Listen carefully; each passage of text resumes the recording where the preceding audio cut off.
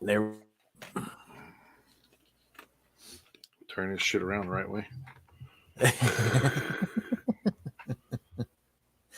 What a way to start off the return back to live streaming. Got your headphones on backwards. Yeah, right. Do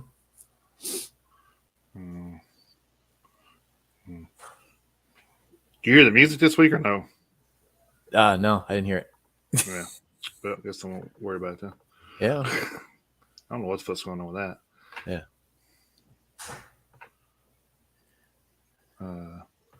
See if my audio's right on here. Yeah.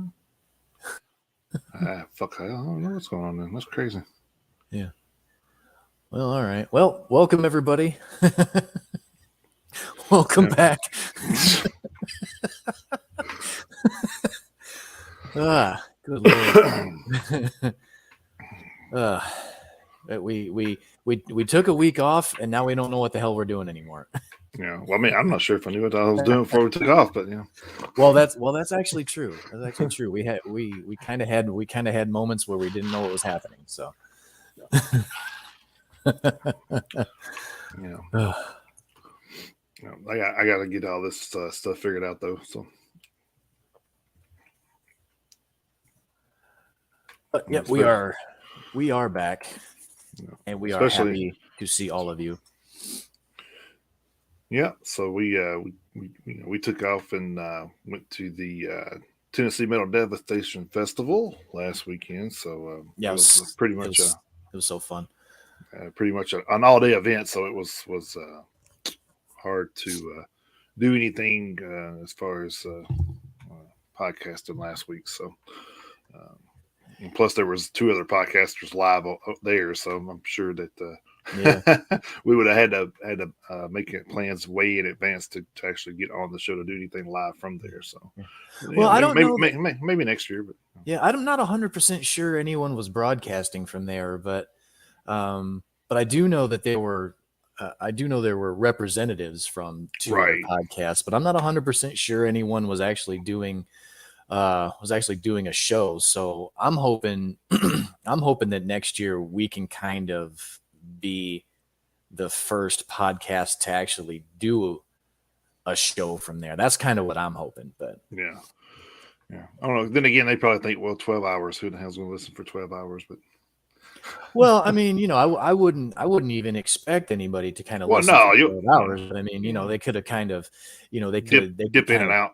Yeah, they could kind of check in and out, like especially we give the lineup beforehand and everything, and like if there's certain bands that people want to check out, they can kind of get an idea of when they would want to hop in and hop out. And like you say, I mean, even if and if people are listening on the VOP USA radio app and stuff like that, I mean, they wouldn't even necessarily have to really sit in one spot. I mean, they could, while they're out and about, they could listen while they're doing whatever. So, so yeah, I mean, I think it's something that we should definitely look into, because I mean, I think it went really well when we were out there in Lewisburg doing that, even though it took me, even though it took me until the headliner, until I realized I could put the concert shot on the full screen. But I mean, I know what I'm doing now. But so better late than never, I guess. It was better. Yeah, it was definitely an example of better late than never. But yeah, so but it was a really it was a super fun time.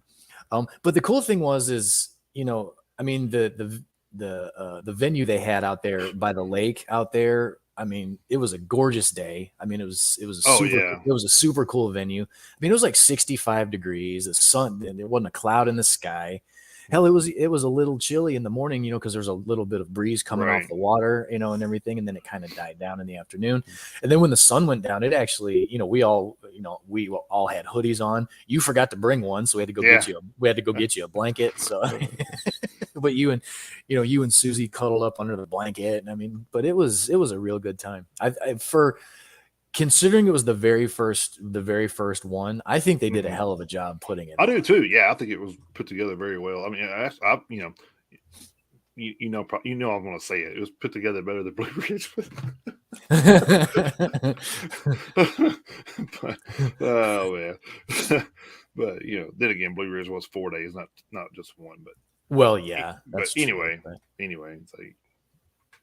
But I'd like to, like I was telling my wife when we were there, I said I could just take my lawn chair and set it up by the lake out there and just have the music playing in the background and probably take a nap. Man, it was just that relaxing out there. So Well, the funny thing was, and I can't remember what band it was that was playing at the time, but I mean, I had just kind of like leaned back in my chair a little bit, and and I had actually started to just doze off a little bit, but it wasn't because I was bored or anything. right, I was so fucking relaxed.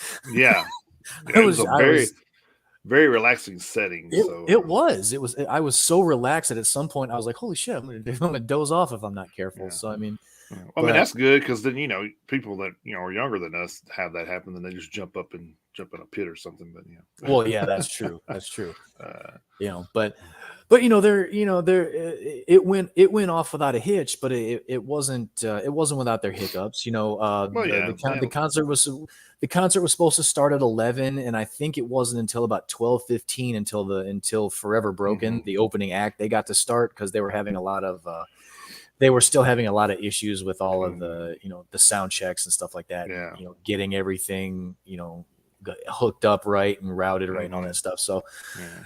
yeah, And I it know wasn't they had issues with one of the mics. I know Chris from Eyes of the Living was saying that his mic was right. messed up, and they said there was something with the plug or something. I can't remember what they were Yeah, saying, but yeah, so they were yeah, having issues with that one mic. But other than that, I don't think they had too big of an issue. I mean, yeah. uh, Once they got started, they seemed to be fine. But mhm. yeah. Chris's mic during the Eyes of the Living set, his mic Then wasn't working. I think Dire Wolf was kind of the only ones that really had some sound issues with musical instruments. So Yeah, and um, then I think it may have been Grave Huffer, the lead guitarist, had an issue with one of his chords.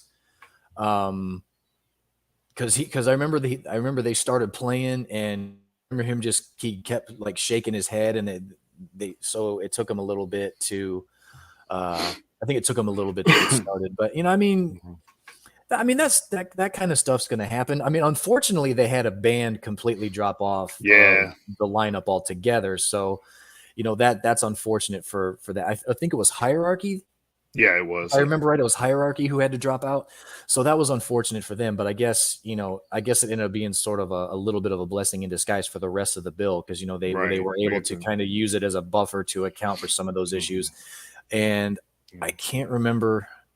I probably should have pulled up the entire lineup in front of me because You just want me to turn my shirt around backwards so you can see? yeah, you can actually, yeah, but I can't. Who was the guy? Who was the guy who was up there in the kilt and he was the bass player? You remember who was that?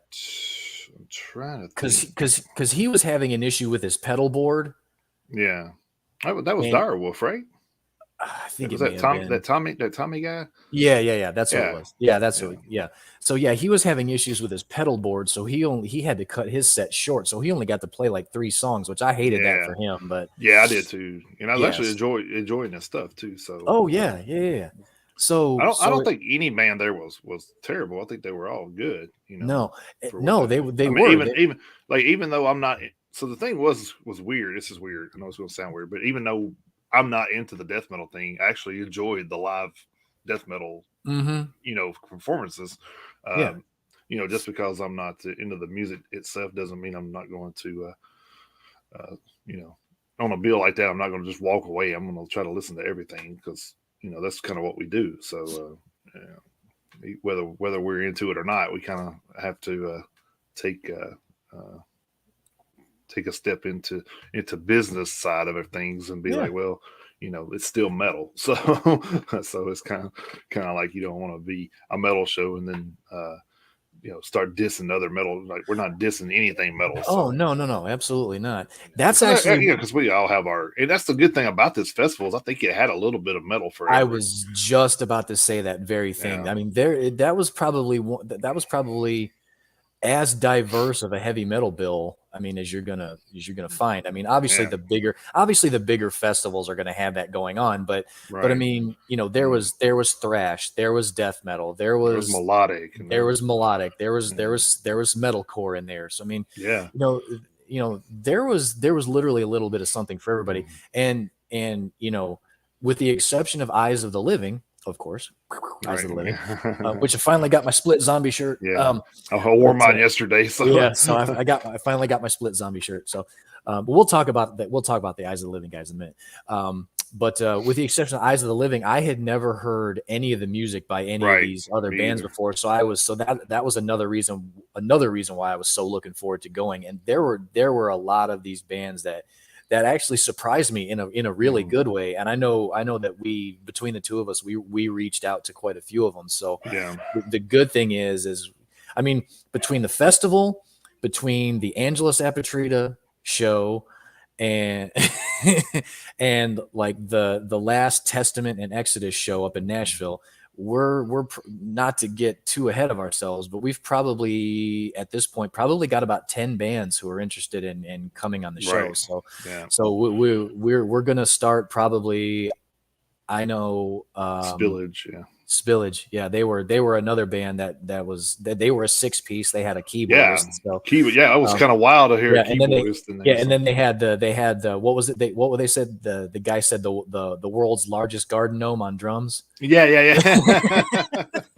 that was hilarious. But so we're going to be probably starting this week. We're probably going to be starting to reach out to some of these bands and start lining up some interviews. So you guys can look forward to that. But and Facebook user, I'm sorry, I'm not trying to ignore your messages here, but I'm not 100% sure who this is because it's just Facebook user. I'm not sure if it's Dana. Not sure if it's Dana. Not sure if it's Victor. It could be. Yeah, it could be our new friend Victor. We're going to talk about Victor here in a little bit too. So, and then good morning to Myrna. So, but so not to push people off from our podcast, but just to let you know, there's a couple other podcasts that were there. Mm-hmm. So if you wanted to check those guys out, I know Metalomania was one of them. Yep, and they were actually emceeing the whole thing, right? Yeah, which maybe we could do that next year. Maybe we could MC the thing. That'd be cool too. Yeah, which we met the it is Victor. Okay, cool. So hey, there's Victor. Victor, I thought you said you were going to be driving this morning. You're not driving and Facebooking, are you? But yeah, so that's what I was saying. Like, we've, in that time span that you were just talking about, we've met Victor, and he's a big metalhead, and mm-hmm. he's got his own group over there on Facebook as well. Yep. And what was it called again? I'm sorry. Rock and Heavy. Rock and Heavy, yeah. So he's actually got 3 of them, but Rock and Heavy is, I think, his the bigger one. Is his main one. Victor, I think you could correct me on.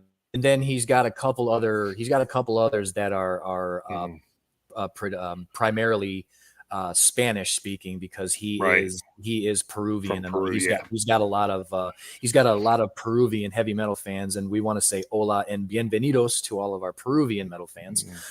We do have we actually did get quite a little bit of a membership bump at the Metalheads Unite Facebook group this week from a lot of our Peruvian friends, and we greatly appreciate you guys. Yeah. And he says he's on his way to Joliet, Illinois for a concert. Yeah. He was. You were telling me about that. Is that the Amon Amarth? Is that the one he's going to? No. What the Victor? That there it is. Batushka. That's right. He Batushka, was telling me okay. about that. Yeah, it's going to see Batushka up in Joliet. Gotcha. Victor, you be careful on your way up there, buddy. But we appreciate you. We appreciate you listening to the show. I thought I went to a lot of shows till I met Victor. So. No shit. I mean, good Lord. This guy goes a lot of fucking He's shows, everywhere, man. He's everywhere. But and good for him. That's good for what he's pushing. Like I said, we're down with anybody pushing the metal industry. So absolutely. Whatever whatever they're doing to make it more known, then we're down with it. So and like you said, from the bands, we just like every band. So even though it was this is the thing. I'm sorry, I'm going all over the place right now, but No, I'm you're like, fine. You're my fine. mind's like going in 20 different directions. But I got That's a lot fine. going. Yeah, I that's got I good. got a lot going on today. So anyway, Yeah, me too. so so the Metal Devastation Festival was cool in a way that you had all this publicity already around it, where all these Christian fanatics were talking about the portal of hell opening and all this other stuff, and then you go down and when you hear that, you expect you know you would expect some bands to be kind of snotty or snubbish or whatever, but no, every band there was so fucking cool, Mm-hmm. and was just like it was It was like very open with coming on the show. Like I don't think I met and talked to any of them that was like, nah, man, I really don't have time for that, or yeah. they hit me up, dude. We'll set something up. I'm like, cool. And everybody So and every band, it's like, and the funny thing is, like, every band we've talked to about coming on the show, they've been super duper cool and receptive about it. yeah, You yeah, know, the guys we talked to in Knoxville when we were there, yeah. I think we talked to what, 3 of the 4 Yep, bands, we and did. they Yeah, were all super stoked about coming on the show. yeah. So, Yeah, which you know, reminds me, we're probably going to have to start hitting those up here probably next I, week. So I'm I'm going to be sending the one band that we talked to. Not going to spoil anything for anybody. That's why yeah, I'm being so ambiguous. But I'm gonna, because we talked about mid-October sending a message. So right. I'm gonna work on that the next day or two, probably before the weekend is over. I'm gonna send them an email, because he gave us their contact and even said to hit him up on Instagram if Yeah, need be. So I'm gonna probably work on that, and then yeah. So we're gonna start getting this stuff going. So yeah. So we may be in a situation where we're not doing a regular show for a while. So which is I okay. I mean, either that, or we may be and this is kind of a segue kind of deal, or we may end up doing like a Ashes Rain kind of deal where we do a Friday night interview, Saturday show. So yeah. I mean, that's fine with me too. So yeah, so we'll have that flexibility, which is good. And before we go any further, speaking of Ashes Rain, want to give a humongous, the biggest the biggest thank you we possibly can to Dan, who runs this whole shindig, and then to everybody out there who's listening, who's watching, who's ever watched the show. We found out yesterday that our Friday night interview that we did with Vinny Carrion from Ashes Rain got 1.34 million listens. So, needless to say, that episode set a new record, and we are completely. I was floored when Dan told us. yeah. So yeah, we finally obliterated the million mark. So we want to thank all of you guys. Every single one of you who has taken time to listen to the show at all. And he also said that we were pushing those numbers pretty close already. Frequently, yeah. Yeah, So which I did not know that because I didn't either. I haven't gotten a monthly update and since August, so I haven't really hit him up until we had that live show in September. So yeah. Yeah, that's what we said too, man. That's exactly what we said, Victor. I know. So yeah, thank you to everybody. I think my first response to that, which I didn't respond, but I think my first thought was, is that a decimal? Yeah, I think I looked at it twice before I even responded. Yeah. I was like, million? Did he just say million? Yeah. So I think my initial response was holy shit, but yeah, it was. But yeah, so yeah, thank you to you guys. It means everything to us. And we got, and we don't, I don't give Tiff enough credit either, because I mean, everybody. Tiff deserves a big shout out because she was the main reason that I'm even doing this right now. So she kind of pulled me in to doing a show with her for a while, and then of course she's had some health issues, so we've kind of pulled out of the show we were doing, which I'm up to redo anytime she's ready. But yeah, I mean everybody at VOP, Dan, Tiff, Ace, everybody. Yeah, it takes a group effort, man, and they tend to work pretty well together. So that's kind of the thing that since we're bringing that up, we actually got to hang out with Eyes of the Living personally, which was pretty cool. We actually got to meet Flat Mike and Cliff. So Flat Mike's an inside joke. Unless you follow Eyes of the Living, then you probably won't know what we're talking about. But yeah, they were all super. Yeah. I mean, we had met. If you guys have been around for a while, you probably remember we met Tim and we met Tim and Chris during the live interview, and then last week we got to meet Cliff and Mike. And so we finally got to meet the entire band. We got to hang out with them for a little while, and what was so funny was Tim was telling me, he said, yeah, so when we were on your show, Cliff and Mike were back there, practicing or whatever they were doing, and he said, as soon as the show was over, they got quiet. He said, really, guys, really? Yeah. Yeah. And like, so the thing was, like, we hung out with them for most of the day, honestly. So, I was up talking to them after their set and telling them it's like, hey man, good set, talking to them about the set and everything. And which they actually got lucky enough to be benefit from the band dropping out, because they actually got to play 2 extra songs that they weren't planning on playing. So which was cool. They got a big reception too. They did, yeah. They got a big reception too. Like I said, I think this is a band that we're going to be talking a lot more about. I think so. Coming. I mean, I don't see. If not, then there's something wrong. I mean, obviously, but I mean, they just have that. And it's crazy to think, because if you buy a CD or listen to any of their music, they said, Mike was saying that Tim mixes all that itself, and I'm just like, wow, that's freaking like, top notch, editing and stuff, man. So it's, for them to do that on their own, it's like crazy. But to get that sound out of it, I hear so many bands, like we talk about a lot, where they're either in a fishbowl and they're singing, or something's kind of off with the recordings, or and to hear that from a band that's only had 2 albums, it's kind of like, wow. So they really, and I think that's the thing though, is you got like Vinny from Ashes Rain was kind of saying, like, they're practicing now, because I don't know if you've been watching them on any of the socials, but they're they're drumming and they're guitaring and they're doing all their little things. So when they go into the studio to do what they're doing, they're like in there for a week tops and they're done. So and that's the thing, is because you're already pre-preparing yourself to go in to record. So and I think that when he said that, never really clicked to me until he said that. I was like, man, that makes so much sense to because I mean, you're paying for studio time, then that's obviously going to be cheaper on you, so to be pre-prepared.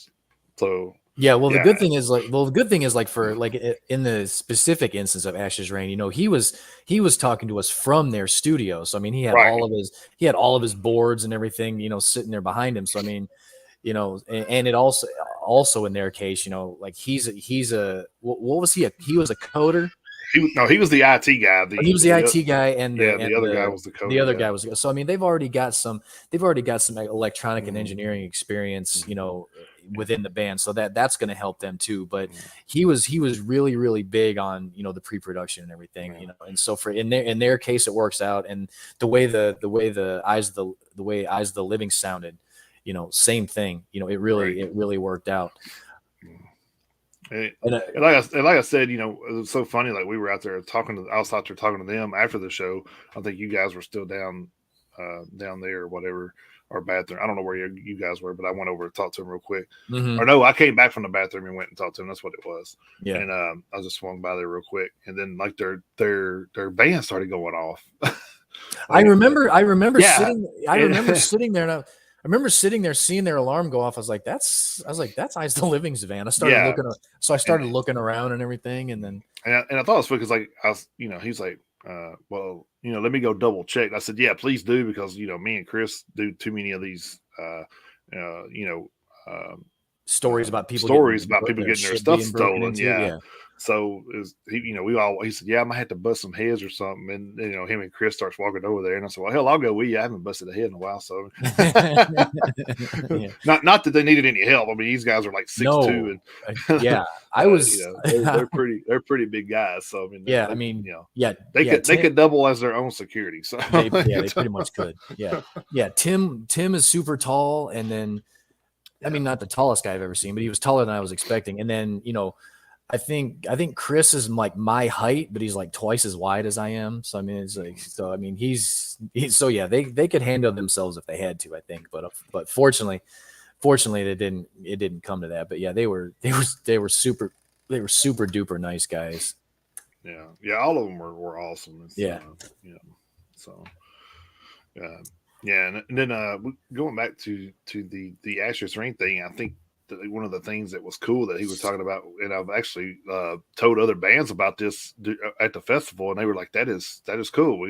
That's actually a good idea." Was to put their QR code inside those CD cases, so they knew where they were at, all the tracking and stuff. Yeah, all the tracking. Yeah, so they knew where these people were listening. So that's kind of gives you an idea of, hey, if I got 300 people listening in this area right here, I can go do a show there, and and make a little money. Whereas if you only got 15 people somewhere, you don't want to do a show there. So right, which was kind of cool. I'm like, man, that's pretty in depth right there. So anybody out there in a band that needs some tips, man, you need to go back and listen to that show. You can catch that on YouTube. Any of our socials should have that. So it was actually a pretty cool incisive interview. So but yeah, so you can go and check that out. But yeah, spoiler alert: there were no portals to hell that opened. No. We were hopeful, but we didn't see any. So unfortunately, so we were misled there. And that's kind of one of the other things that I wanted to mention. About the way they had the entire thing set up. They had everything basically set up in a huge circle, and that there was like one main way in. Off of that parking lot over there by where the bathroom pavilion was. And then, they had, the food trucks right there by the entrance. Then they had all the merch tents around the back perimeter. Right. And then, they had the seating, the grass seating area, and then you had the stage. So I really like the way they had everything set up. And one funny thing that I noticed, because we were making jokes about the portal to hell and everything because they were talking, metalheads are, evil and blah, blah, blah. You know what I didn't see? I didn't see any fucking litter anywhere. Did you see any litter anywhere? I didn't. No, honestly, I didn't. So, so there's no portal to hell, and there was also no litter. Everyone was being respectful and throwing all their stuff away like they should have been, so I mean, it is what it is, but I'm sure their cleanup efforts were pretty quick. So pretty quick, yeah. They just had to grab a bag and go, probably. So right now, I will say this. This was the first one, like we say, the first of I'd be willing to bet many, as long as. Oh yeah, they already announced they were doing it next year. They're going to do it. They're going to do it next year. I know they said that they would, but as long as Zach and Raven, the two people from Metal Devastation Radio, the people who hosted the whole thing, as long as they want to do it, I think people are going to turn out. And this being the first one, I would say that, I mean, it wasn't obviously the most crowded concert we've ever been to. You've been to, I've been to Ozfests, and you've been to like Blue Ridge and Louder Than Life and Exit 111. So I mean, this wasn't obviously the most crowded venue we've ever been to. So I'd say there's probably a few hundred people there. They actually said that wound up being 1,200. So. 12. Oh shit. Okay. Well, that's more than I thought, but still, it was still. When they said that, I'm just like, wow, that's crazy. But then you thought about how spread out you were too. That's true. That's true. But I mean, it was still a good turnout, considering it was the first one and kind of an off the beaten path venue. Lexington, Tennessee. Lexington, Tennessee is just outside of Jackson. But I mean, Jackson isn't exactly the biggest city. So I mean, Lexington is more or less halfway between Memphis and Nashville. Right. So, it's not exactly, it's definitely, not a known, destination, but considering it, it being the first one and where it was, I think it was a great turnout. And I do too. Yeah. That venue being where it is, and the way it's set up, if they keep it set up that way, because I think they could have even, if it comes down to it, I think they could have even pushed the merchandise tents back a little further and opened it Oh up a yeah. little more. So they've actually got room if they want to keep it in that exact same spot where they can, and they can just kind of go outwards a little bit, and they can just open up the perimeter for more people. So I think it was a great choice of venue, and I think it's got, I wouldn't be surprised if that event gets up to like 4 or 5,000 at one point. Oh, I could totally see it. Yeah, I could too. Yeah, I absolutely could. I almost bet when they do it next year, it doubles from this year. So. Oh, if they got 1,200 this year, there's no reason why they couldn't get 2,500 next year. I don't see why they couldn't at all, especially with the people who were there this year. Then you got the word of mouth, and then you got because we're talking about it right now. Right. And then, Metalomania was there. I can't remember. The Metal Tavern was there. And then that dude that talked to us, the guy who had the hoodie on, he had and I don't have his card in front of me, and I feel bad because I should have. But what was it? Metal Thrashing Nerd Podcast? Is that what it was? Yeah. That was it. That's what it was. Yeah. So there were 4 podcasts being represented there, including ourselves. So, which is cool. So between all the word of mouth, the people who were there, and podcasts like us, I really don't see a reason why not. Especially now since we've got hell, we've got an entire year to mention it on occasion that it's coming up. So we'll have plenty of time to plug it. They'll have plenty of time. I'm sure they're doing the same thing that all the other ones do, like Blue Ridge. I'm sure Zach and Raven are already planning what they want to do next year. I'm sure they've already reached out to bands, see if anybody wants to come back. I haven't yet, but I was going to reach out and make a couple of suggestions to them from some of the people we've talked to. So, right. Yeah. Absolutely. I mean, it would be kind of hard to get Source of Rage to come over, even though that. Well, yeah. But I'm talking about the stateside. Yeah. Even though that would be awesome. Like Sepsis and Ashes Rain, and Extinction AD. Yeah. I think Extinction AD would be a perfect fit for that. Oh yeah, they absolutely would. Yeah, and there's plenty of room in the grass for a push-up contest. Yeah, there you go.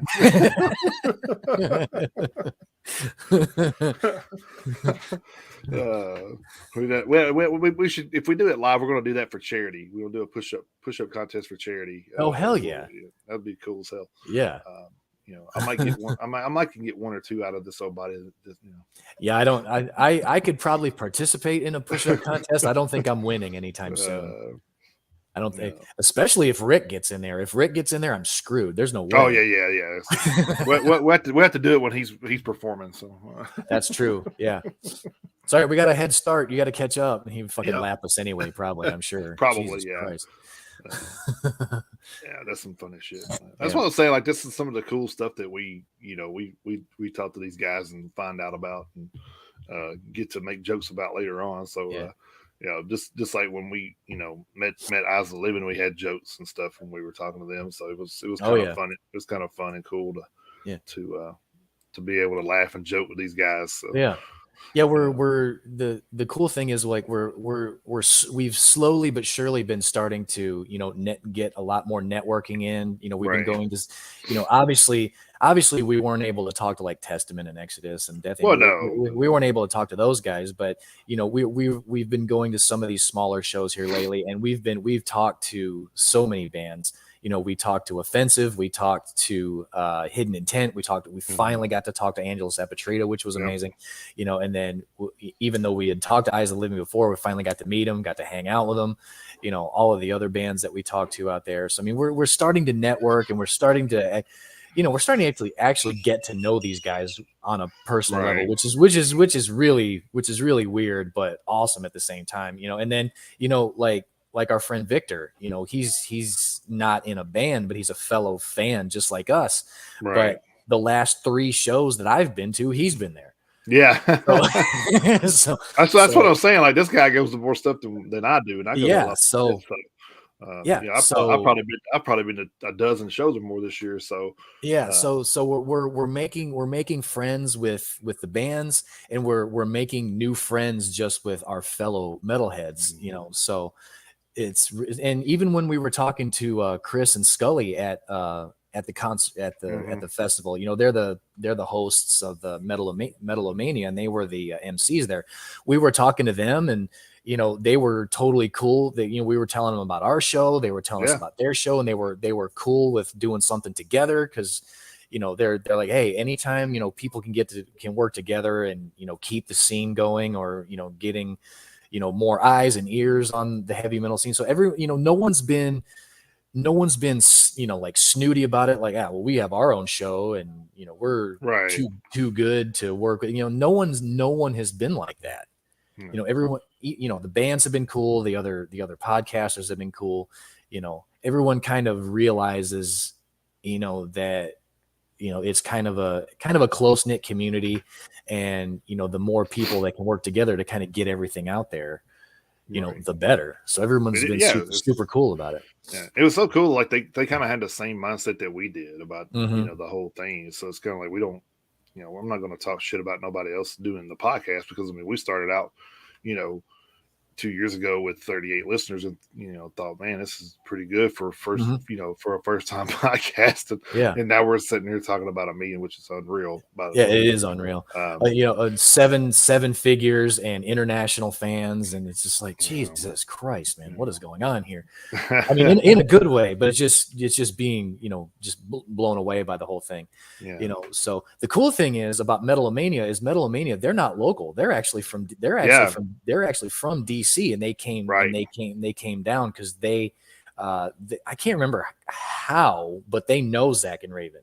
Yeah, I can't remember how they know them, but I thought the Metal Devastation was based out from the Northeast too, or something. So I honestly can't remember, but I can't remember where exactly. Rhode Island or something, I thought so. Yeah, I can't remember where they're based, but Chris did say that Zach and Raven met at Beach Lake, where they were holding. That's where they had first met. That's why they chose the venue, because he did say that was where they met, but I'm not 100% sure where they're living now. Yeah, gotcha. I can't remember, but yeah. So the people at Metalomania and the people at Metal Devastation, they know each other somehow, and that's kind of how they got together with doing the show and then the emceeing and everything. So yeah, maybe we can reach out next year, if Metalomania doesn't come, which they probably would. They probably would come back, but maybe we can co-MC, or like I say, maybe we can get a live stream going. So we'll see. We'll see how some kind of participation anyway. So yeah, it would be cool. All right. So before we get into the original, the normal content, I want to share something cool that happened yesterday. Now, we've talked about Ghost on the show before, and I know we're not super duper huge fans of Ghost, but I work in shipping and receiving at a local company here, and we had a truck show up yesterday to pick up some freight. When we opened up the trailer and we opened up the dock doors, I noticed something very, very cool about this trailer. On the inside of the door frame, taped to the roof. Wow, that's crazy. Was this? So they had used that to move their gear or something at some point. Wow, this was truck number 7 of God knows how many of Ghost's gear from the Imperator, from their North American 2022 tour. So this was taped to the inside. This was taped just inside the door frame of the trailer. So I snagged this, and on the floor, set list. Oh my God, that's crazy. That is crazy. 20 song set. Wow. Yeah. So so like I say, not the biggest Ghost fans in the world. But that's still pretty cool. That's still cool. It's still memorabilia that you can hang on to. So yeah. So so yeah. So I thought that was pretty cool. I mean, I've come across stuff too that I be like, well, I'm not really a fan, but that's pretty cool. Yeah. So like I said, it's just. Yeah, so I'm not 100% sure. Like I say, I'm not 100% sure where the truck came from, but I was talking to the driver because he kind of showed up a little late. He said he said, oh man, I've been having issues with traffic all the way through Chattanooga. So I'm wanting to say, without looking at the tour dates, I'm wanting to say he may have come up from Atlanta. I'm not 100% sure. So Probably. I'd have to go backtrack and see where Ghost has been the last few days. But my guess is he probably came up from Atlanta. But yep, this stuff was on the truck Yeah, that you we can see loaded. because they were at Blue Ridge when I was there, so you can kind of track it from there probably. So yeah. So, but anyway, so that was kind of cool. When I opened that up, we opened up the truck. I was like, holy shit, what is that? So I couldn't reach it because it was literally taped all the way to the ceiling. So yeah. I had somebody like lift me up on a forklift. OSHA, you're not listening to this right now. So I had somebody lift me up on a forklift to where I could at least reach it and snag it off of the roof of the trailer there. So that was kind of cool. But all right, I guess we get rolling. We got a lot to cover, so we kind of do. we got 2 weeks worth of everything. So Yeah. so kick off with the birthdays. Of course, like always, this would be from the 2nd of October to the 15th. So I actually got a whole sheet this week of Nice. birthdays. So a lot of birthdays, a lot of love for certain bands too. You'll see in a minute, but then of course we got a lot of the local stuff, like local bands. We just kind of met that we started following and found out some of those guys had birthdays. So it's going to be pretty interesting. Yeah. Anyway, October 2nd, we'll go kick it off with Jim Root, of course, guitarist for Slipknot. George Petit, singer for Alex is on Fire. And then I'm gonna kill this fucking name, but it's Roman Abramkolilov, guitarist for Ginger. Like I said, I'm probably demolished that fucking name because of course it's Ukrainian, but yeah, I'm sure he's kind of used to that. So. I probably, yeah. We just call him Roman I don't know. Yeah, there you go. October 3rd, we had Tommy Lee, drummer for Motley Crue, which I didn't know. Like Tommy Lee's real name was Bass or Bass. I don't know which way they did it, but I thought that was kind of interesting. When I was reading it, it said BASS, and I said, well, yeah, but he's a drummer. I'm just kidding. And then also on October 3rd, we had one of our favorites, John Witherspoon, vocalist for Seven Dust. Also, another one of our favorites, Herman Lee, guitarist for Dragon Force, and John Kuralewski, guitarist and singer for Styx, who unfortunately passed away in 1988. And we have Frank Hannon, guitarist for Tesla.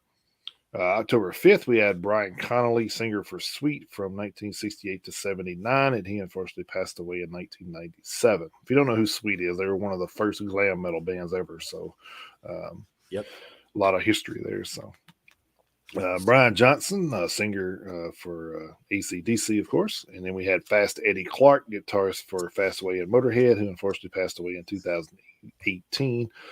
We had Audie Petrie, bass guitarist for Acid Bath, who unfortunately passed away in 1997. We had Carla Harvey, vocalist for the Butcher Babies, and then we had Troy Lucetta, drummer for Tesla. October 7th, we had Ricky Phillips, bass guitarist for Styx. Hector Tico Torres, drummer for Bon Jovi. October 8th, Erna Sicaverta, I know I'm killing all this stuff. Keyboardist for Deathlight Silence from 06 to 08, and then he was with Lordy from 97 to 05. Also on October 8th, our good friend William Savant, guitarist for Sepsis, had a birthday. Yeah. October 9th, Sharon Osbourne. I guess we don't need to go into why she's on here because, of course, that's Ozzy's one of Ozzy's manager and wife. So, Al Jurgensen, vocalist for Ministry. Terry Basalmo, guitarist for Evanescence. David Alvarez, guitarist for Angela Sapertrita, which we just talked about earlier. Yeah. October 10th, David Lee Roth, singer for Van Halen. Eric Martin, vocalist for Mr. Big. Then we had Lizzie Hale, singer and guitarist for Hellstorm, which know why she changed her name because her real name is Elizabeth May. So there you go. And then we had Isan, singer, guitarist, and keyboardist for Emperor. October 11th, we had Mike Smith, guitarist for Snot and Lip Biscuit. James, sorry, they didn't give James's last name, but he is the bassist for one of our guys that we met from Chunder. He actually had those guys on the show during our live event out at the Slamming in the Sticks. Yes, we did. Yeah.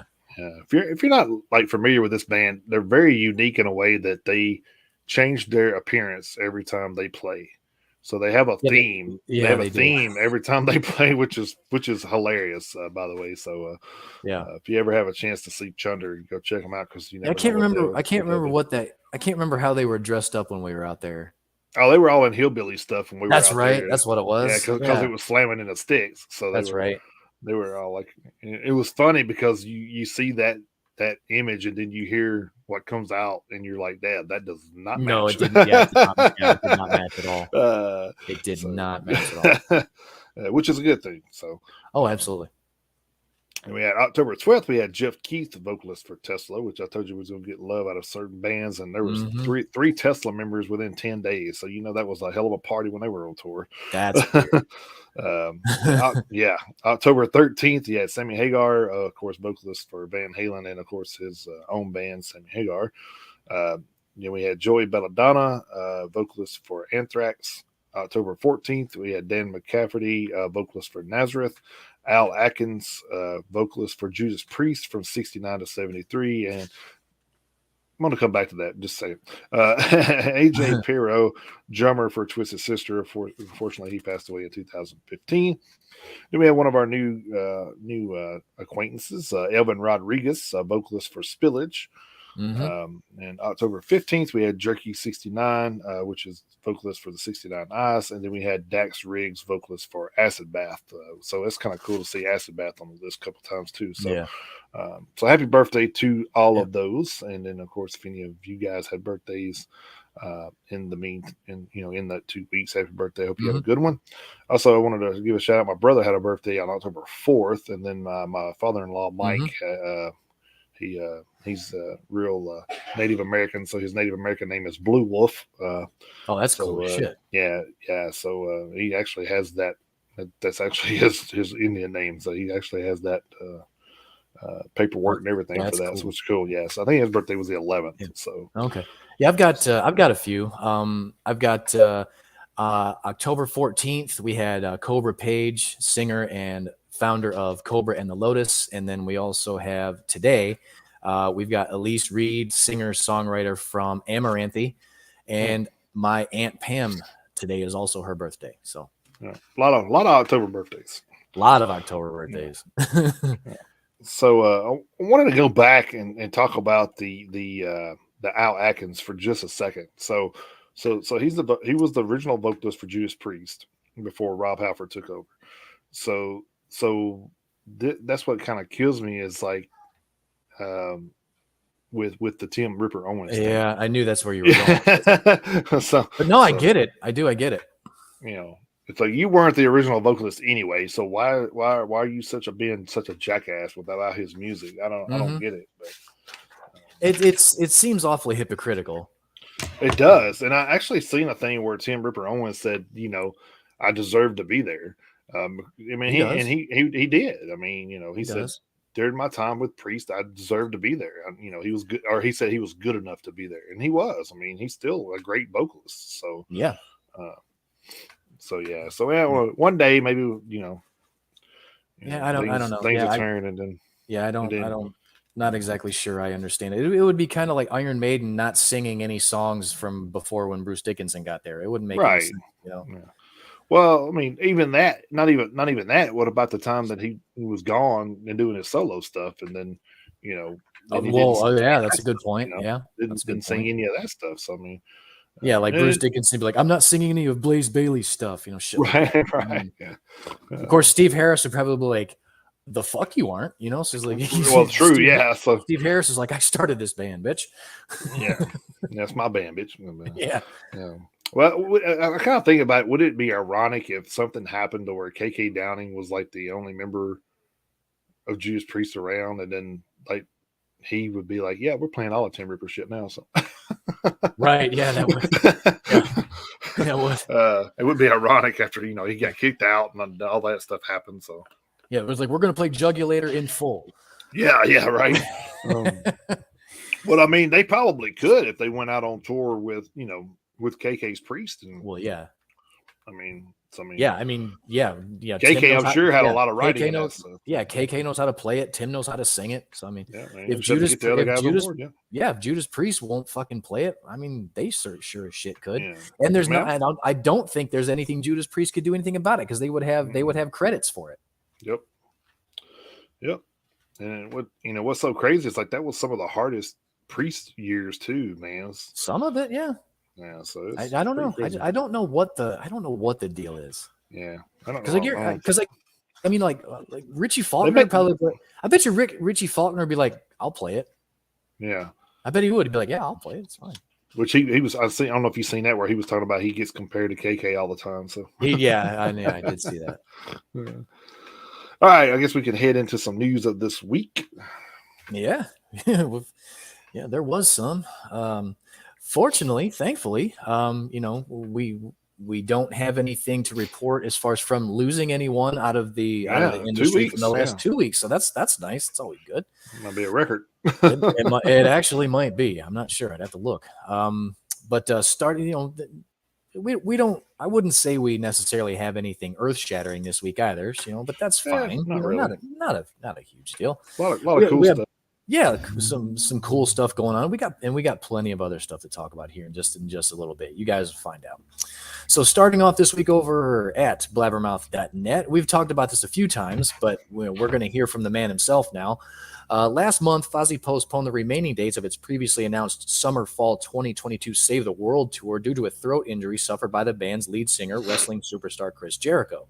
According to Fozzy, Jericho sustained a bruised larynx in August at the AEW Quake by the Lake event in Minnesota, where he squared off against Jon Moxley for the interim AEW World Championship. On October 6th, Jericho offered an update on his recovery in an interview with Darren Paltrowitz, host of the Paltrocast with Darren Paltrowitz. He said about his voice, as transcribed by blabbermouth.net, quote, "It's getting better, man. It's one of those things that I was thinking like, oh, when the bruising goes away, that you'll just be able to sing again. And it's like, no, it's not like that. If you tear your shoulder, it doesn't just get better. You got to do the rehab and start with 3-pound weight. So that's kind of where I'm at. We have a tour that starts in a month from today in England, and I started kind of just recalibrating my singing to where it will be great. It will be great for the tour," he continued. "And as I still continue to get stronger, you just have to relearn some things, and then it's going to come back. So it's going good. It's a lot better now than it was 2 weeks ago, which was a lot better than it was 2 weeks before that. This was just one of those things. It was the right place at the wrong time, or the wrong place at the right time, or whatever you want to say," end quote. Fozzy is continuing a tour of its 8th full-length studio album, Boombox, which came out in May. The follow-up to 2017's Judas features Ozzy's anthemic single, I Still Burn, their newest top 20 hit at mainstream rock radio. The official music video for I Still Burn recently eclipsed 1 million views. The 12-track collection produced by Johnny Andrews also features the top 10 singles Nowhere to Run and Sane. In November of 2020, Fozzy appeared in his first global live streaming event from Madison Studios in Atlanta, Georgia. This past January, Fozzy parted ways with longtime drummer Frank. Ooh, shit! I dropped my phone.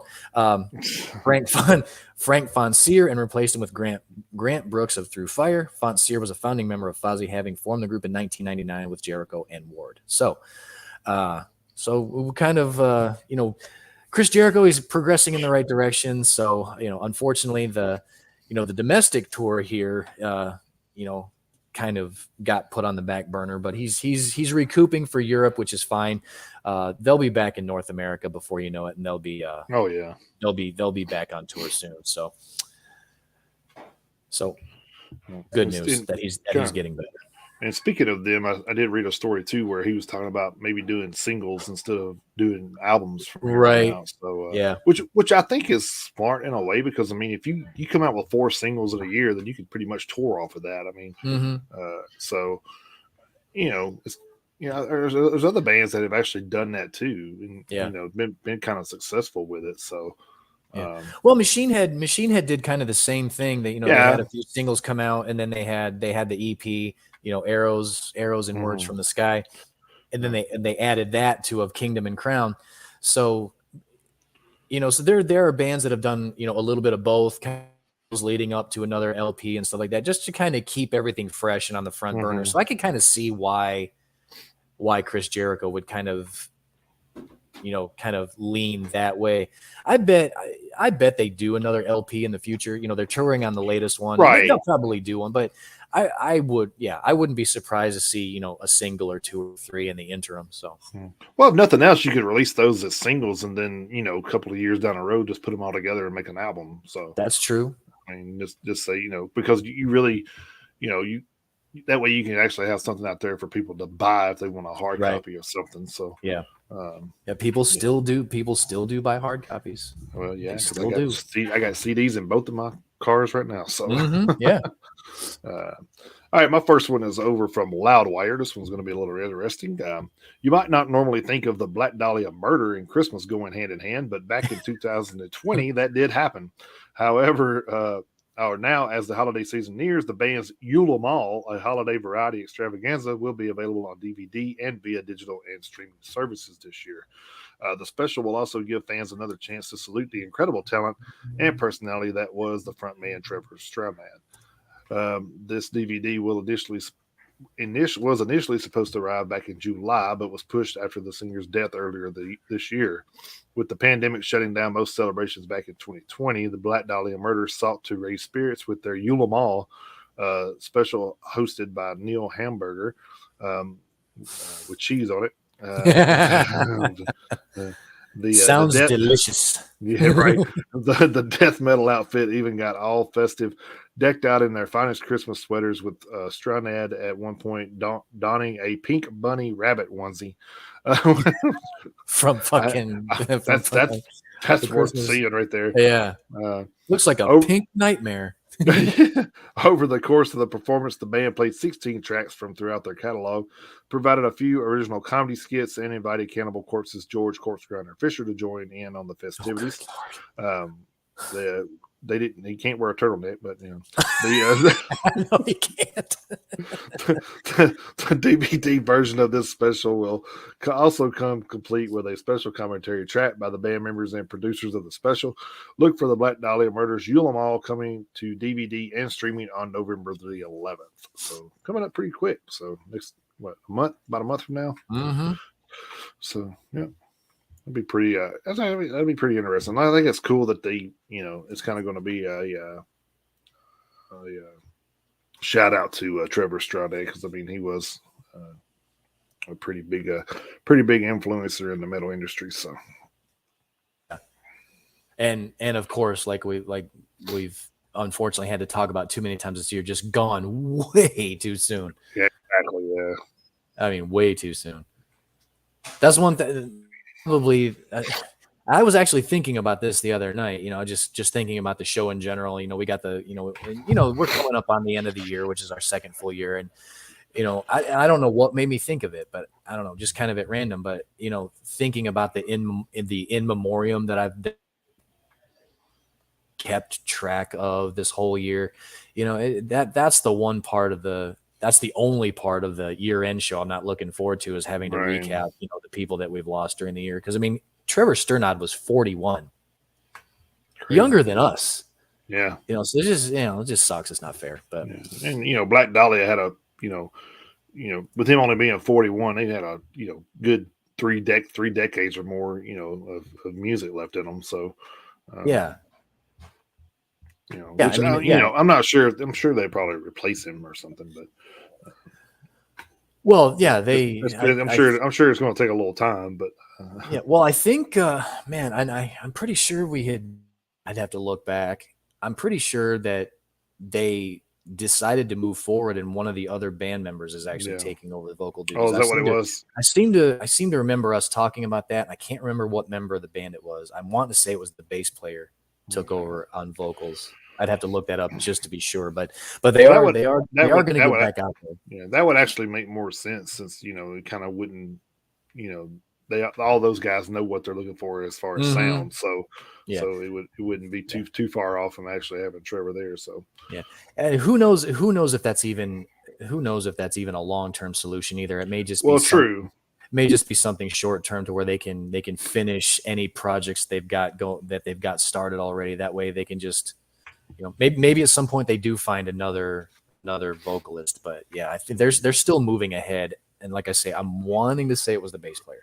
I'm not 100% sure. But staying over at Blabbermouth, this one's real quick, and the story that I have doesn't have a picture, so I'm going to look it up when I'm done. According to Bega District News, the Australian government has once again released a new ACDC coin, the coin from the Royal Australian Mint, a government agency which is the sole supplier of Australia's circulating coinage. Celebrates the band's 50th anniversary and features guitarist Angus Young in his schoolboy uniform doing his one-legged hop. There is a $1 silver frosted version for $90 and a collection of 6 uncirculated 20-cent coins colored to look like a record for $110.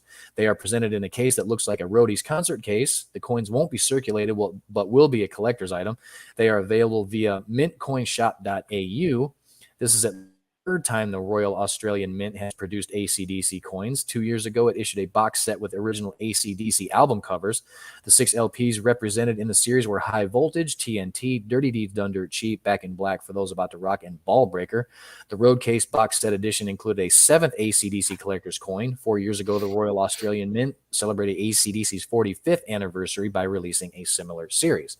So all you numismatists out there can kind of get on those.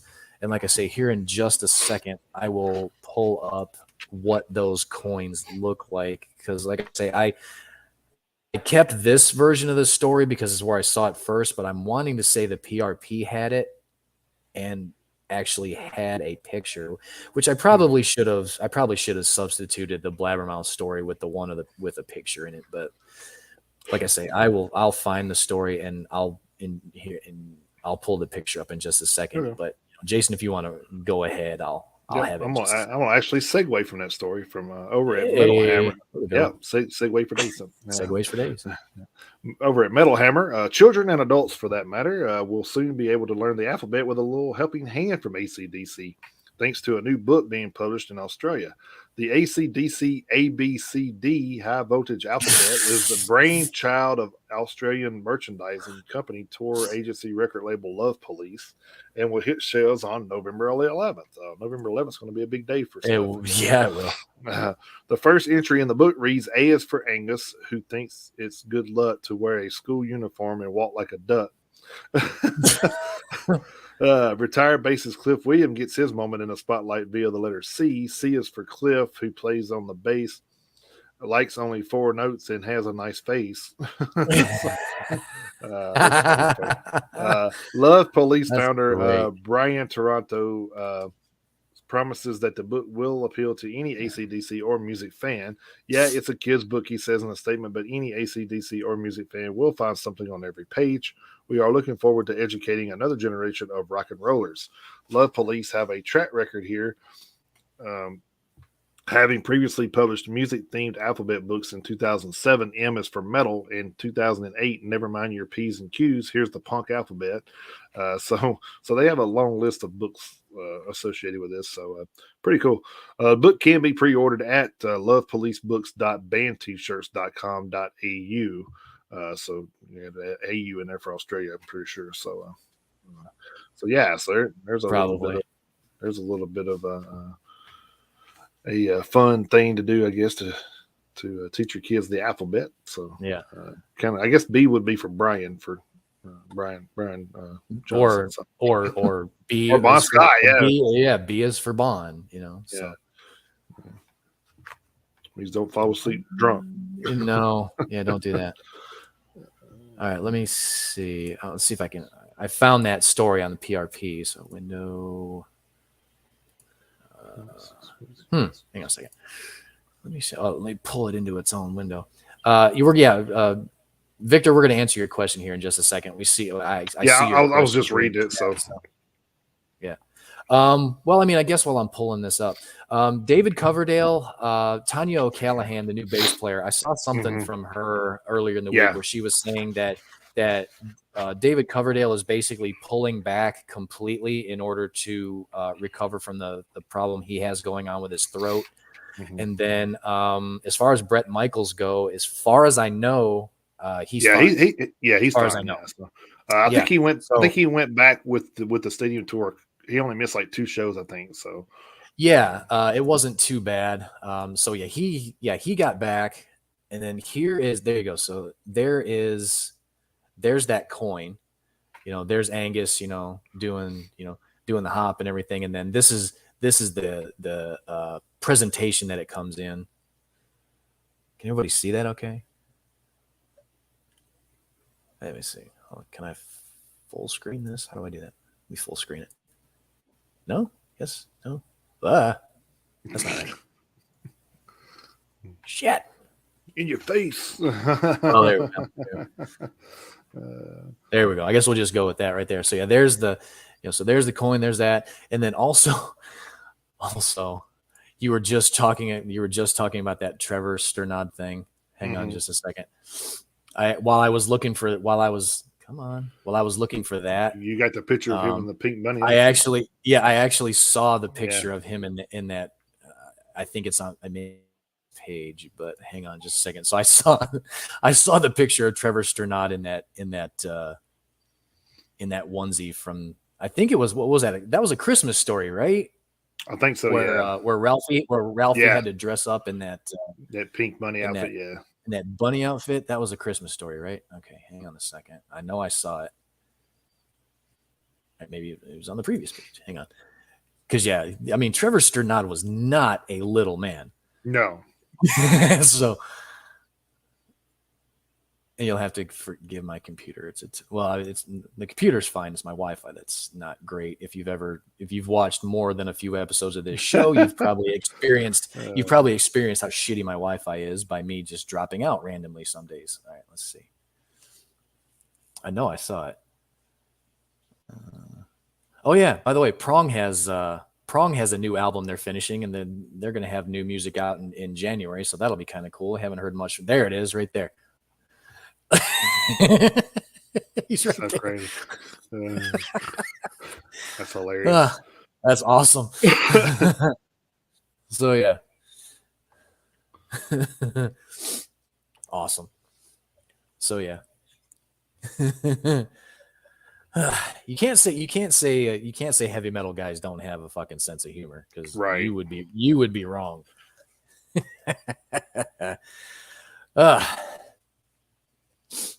So yeah, David Coverdale's going to be fine. He just needs some time to recoup. Bret Michaels is fine.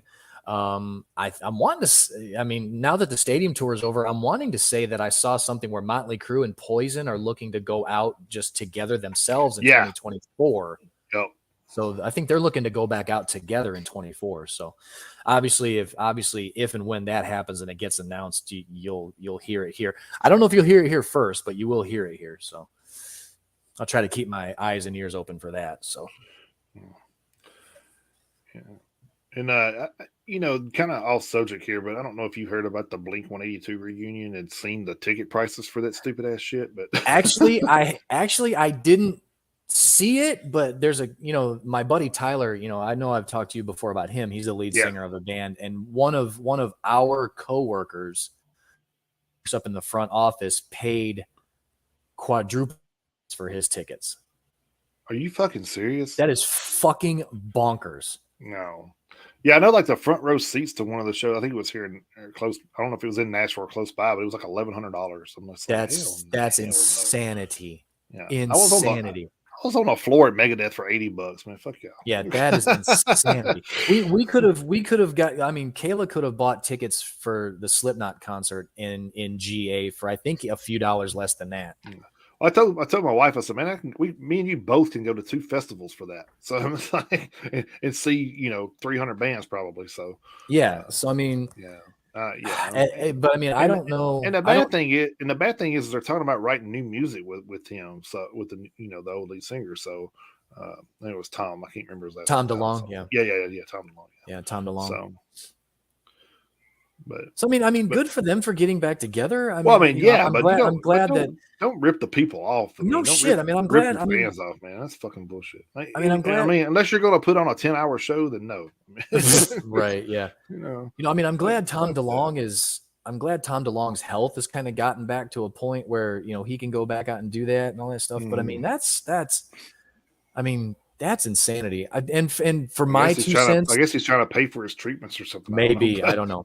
And just for my 2 cents, I'm not trying to speak for you, but I think Travis Barker's overrated as a fucking drummer. But there's a lot of like I say, overrated like I say, that's just me. I don't know how anybody else feels about it, but I think Travis Barker's overrated. But well, I mean, I'm not going into arguing about stuff, but I hear that about Tool's drummer all the time too, and I'm just like, I don't see anything special. So, but, honestly, I think Tool's drummer is the best thing about that band. well, I mean, true, but I don't see how people would say he's best drummer out there. I'm like, no. Well, no, I don't agree with that. But like I say, everyone's got their opinion. I'm not going to. Oh yeah. We don't tell anybody how to fan. Like I say, any opinions expressed on this show are not expressly the opinions of VOPUSARadio.com. But I mean, are we going to have to start doing that like Dan does when he's probably doing his political rants? Yeah, no, but I mean, any opinions of our own, and any contradicting opinions are fine. Some people think Travis Barker's great. That's fine. I'm not saying he's not a good drummer. Fuck, I can't play the drums. I just think he's overrated. Yeah. I just think he's overrated. I think Tool's overrated. I don't like Led Zeppelin. So I mean, I've got my own opinions. Right. So that's fine. We don't like Ghost. We don't like Tool. Yeah, we don't. Yeah. So. But yeah. But yeah, again, once the music show starts up, if anyone wants us to play that stuff, hey man, we're gonna take requests. Everybody's requests. I think I can bear it for 3 or 4 minutes. So. Right. Yeah. But if you want to hear one of those 11-minute long Tool songs, we're gonna have to talk.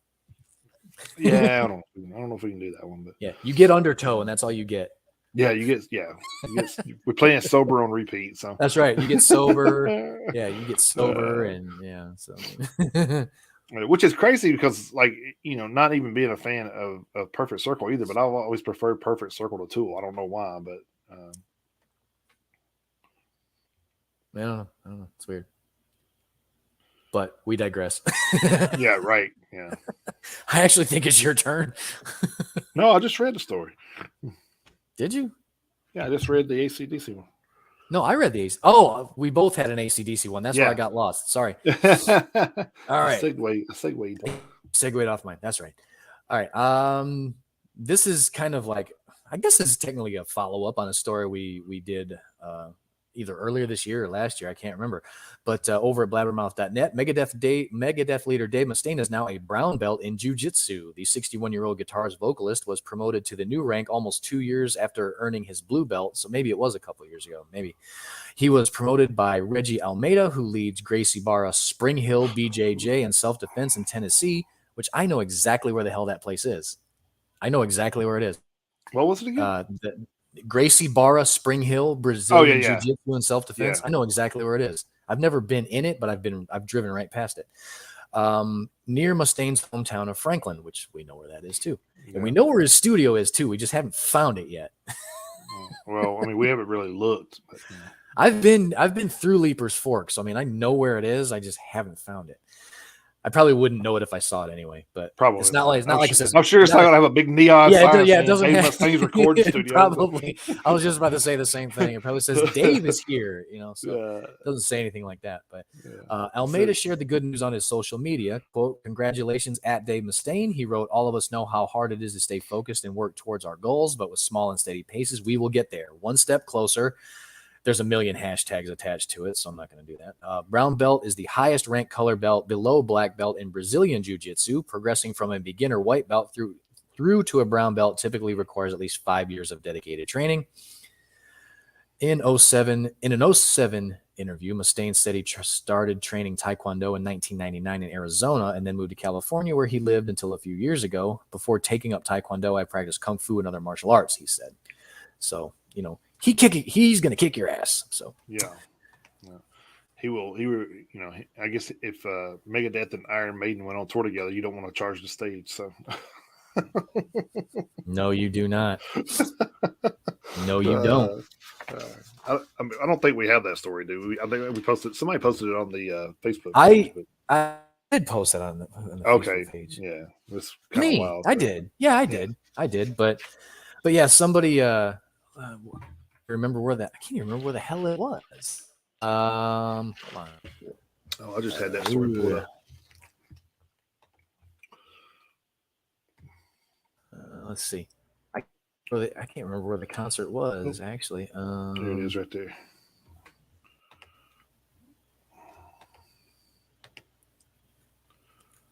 Uh, I got the story right here. Hold up. It was in Anaheim, California.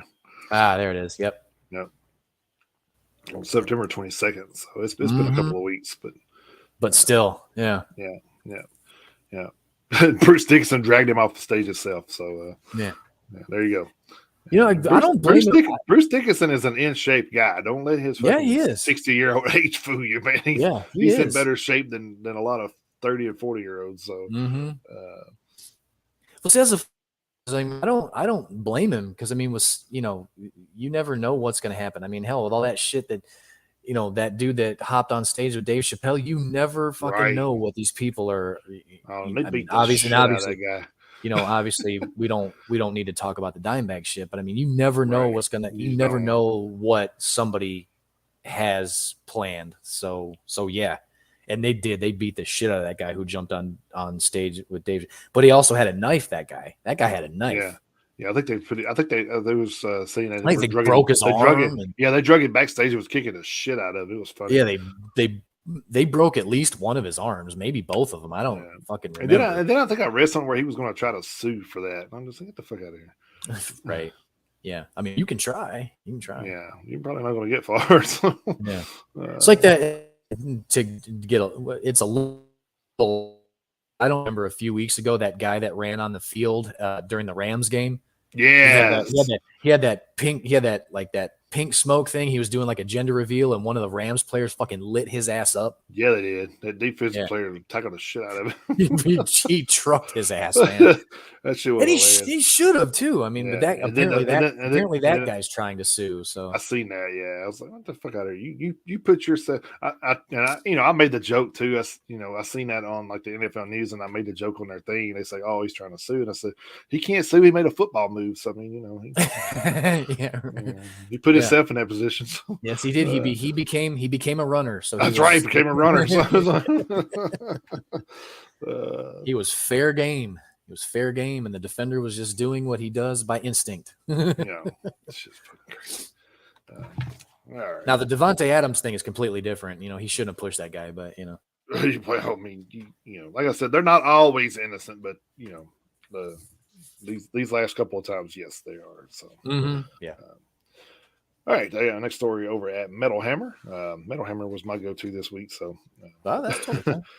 over the years, Ozzy Osbourne's antics have become as legendary as his music. Whether he's biting the head off of bats and doves, or pissing on the Alamo, or dosing himself on so much acid that he's having full-on conversation with a horse, which I think we talked about that a while back too. We did. the singer pretty much wrote the book on Gonzoid rock and roll behavior. Now, Black Sabbath guitarist Tony Iommi has added another crazy story to the litany of things his old bandmate got up to, namely the time Ozzy allegedly got so ramped up on drugs he got violent with a poor sea creature. While in conversation with the Daily Star in promotion of his new book, Iron Man, My Journey Through Heaven and Hell with Black Sabbath, Iommi says, with drugs, always you get bored, so you must do something to one another. Like Ozzy hauling a shark through a window, dismembering it, and soaking our room in blood. Sadly, Iommi doesn't elaborate on all the details, though it's safe to assume the creature was already dead. Though this is Ozzy we're talking about, so maybe not. Elsewhere in the interview, Iommi recalled the time when he and Ozzy set Black Sabbath drummer Bill Ward's beard on fire alight. Okay. You can just say on fire. You don't need to add that. Wow. According to Iommi, that was a little redundant there. Yeah. According to Iommi, Ozzy said, "Bill, can I set fire to you?" To which Ward said in response, "Busy, so not yet, not just yet." So then later on that day, Ward offered the pair their chance, declaring, "I'm going home now, so if you want, you can set fire to me." Apparently, Ozzy then drenched Ward in a bucket of alcohol as Iommi set him on fire, leaving him with third-degree burns. Jesus Christ, man! Come on.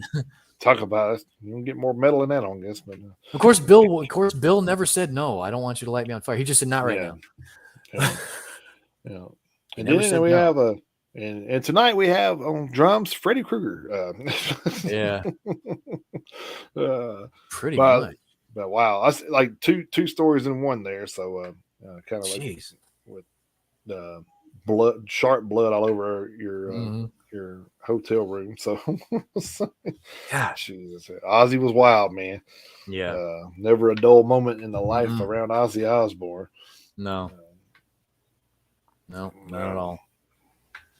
Man. I've read his autobiography over there. It's needless to say, it's interesting. I actually need to sit down and read it again at some point. It's actually a pretty quick read, to be honest with you. It's not Ozzy's it's or pretty easy to read. Ozzy, yeah. no? Yeah, Ozzy's. Which I've got Ozzy's and I've got Dave Mustaine's first one. So Mm-hmm. Yeah, Susie got the Randy Blythe Lamb of God book, so yeah. which has been pretty interesting. I haven't read all of it, but I was thumbing through it, reading some stuff. I said, "Wow, that's crazy." Yeah. Some of the stuff he went through. So Exactly. All right. So excuse me. Good God.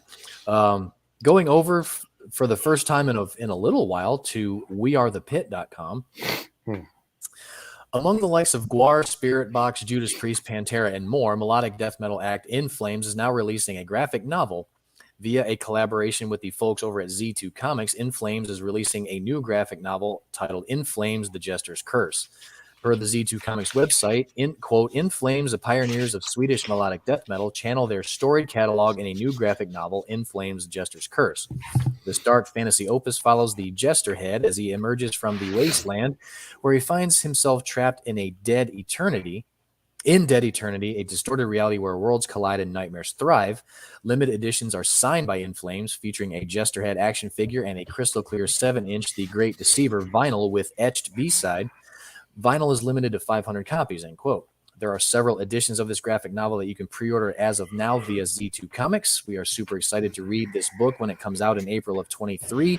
You can find some photos pertaining to the release of this graphic novel below. Will you be ordering a copy? Last month, In Flames announced that their brand new album, The Great Deceiver, will be coming out next year. Speaking to this album, band frontman Anders Fridén shared the following quote: "Going into the Foregone sessions, we wanted to make a record that was heavily guitar driven and that had a strong foundation between the bass and drums.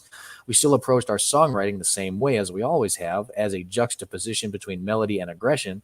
That's the DNA of the lyrical end of things. There was no shortage of inspiration to draw from, especially the concept of time," end quote.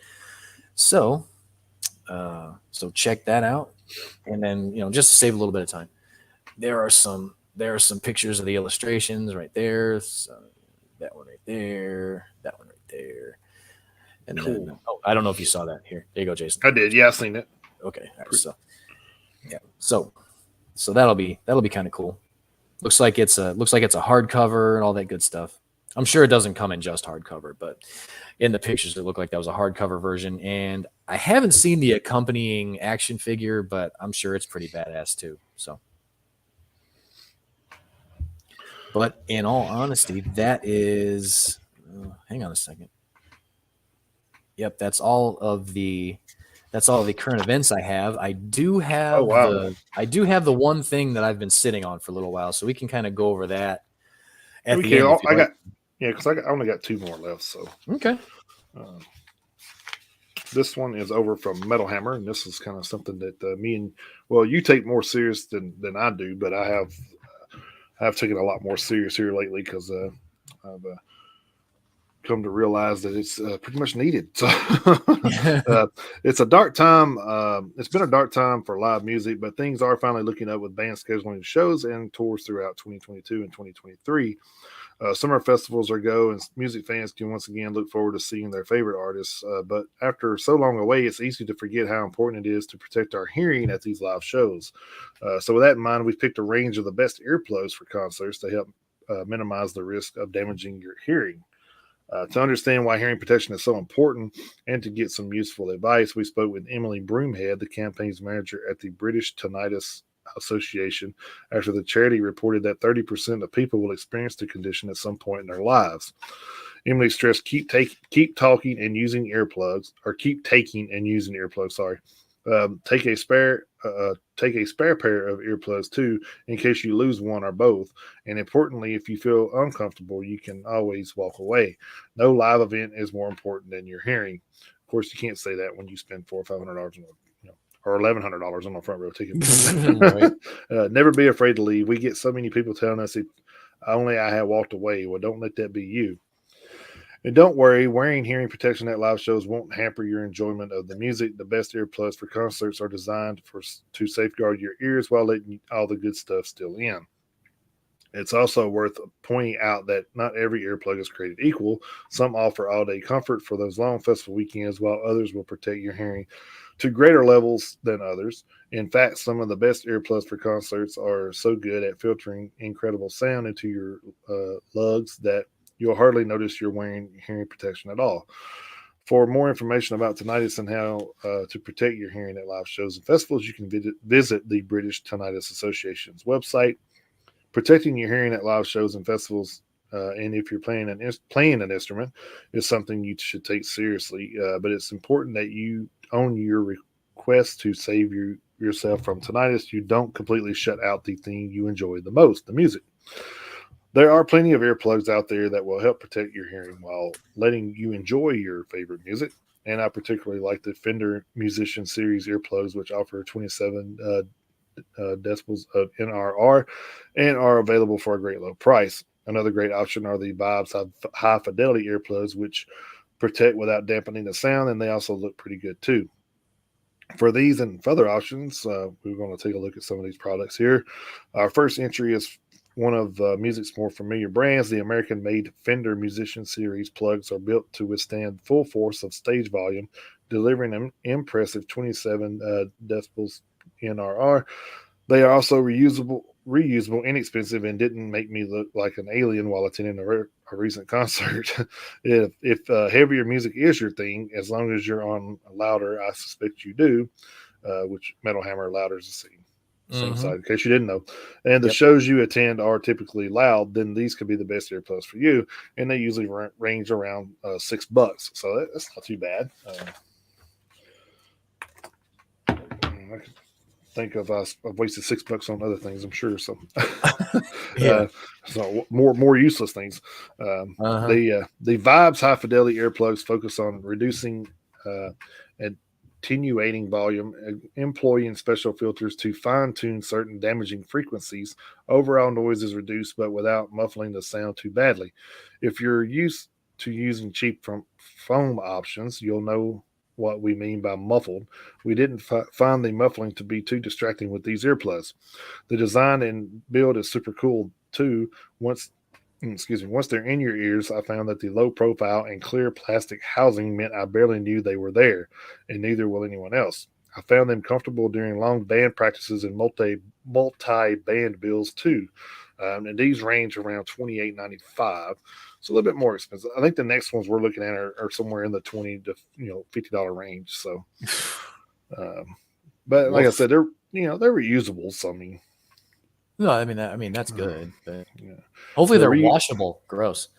yeah, the reusable loop experience high fidelity earplugs are perhaps the most stylish in our list thanks to their cool loop design. Not only do they look great, but they also come in a variety of colors: black, rose gold, gold, and silver. But of course, the real test is what they can do to help protect you when you're out and about at a concert. They offer an 18 decibel reduction in noise, and the pack contains extra small, medium, and large silicone tips to ensure a good fit, along with a keychain carrying case. So I would stow them away safely after use and not go desperately scrambling through my pockets to find them when I got home. Not only do these dampen the decibels, they also manage to let the sound in and don't muffle live music like some foam earplugs tend to do. And they stay firmly in place, in my opinion. And taking cost into consideration, having a set of these on hand when you head out to see live music is definitely worth it. Then one of the bigger names in earplug and hearing protection is the Alpine Music Safe Pro earplugs. The good news is that they are superb for most applications with interchangeable filters, ensuring different levels of noise attenuation depending on the situation. The kit comes complete with a carrying case, cleaning fluid, and a cable to hold them safely together, making this a pretty compelling package, which is pretty cool. I never thought about having something, just kind of like on a string and Mm-hmm.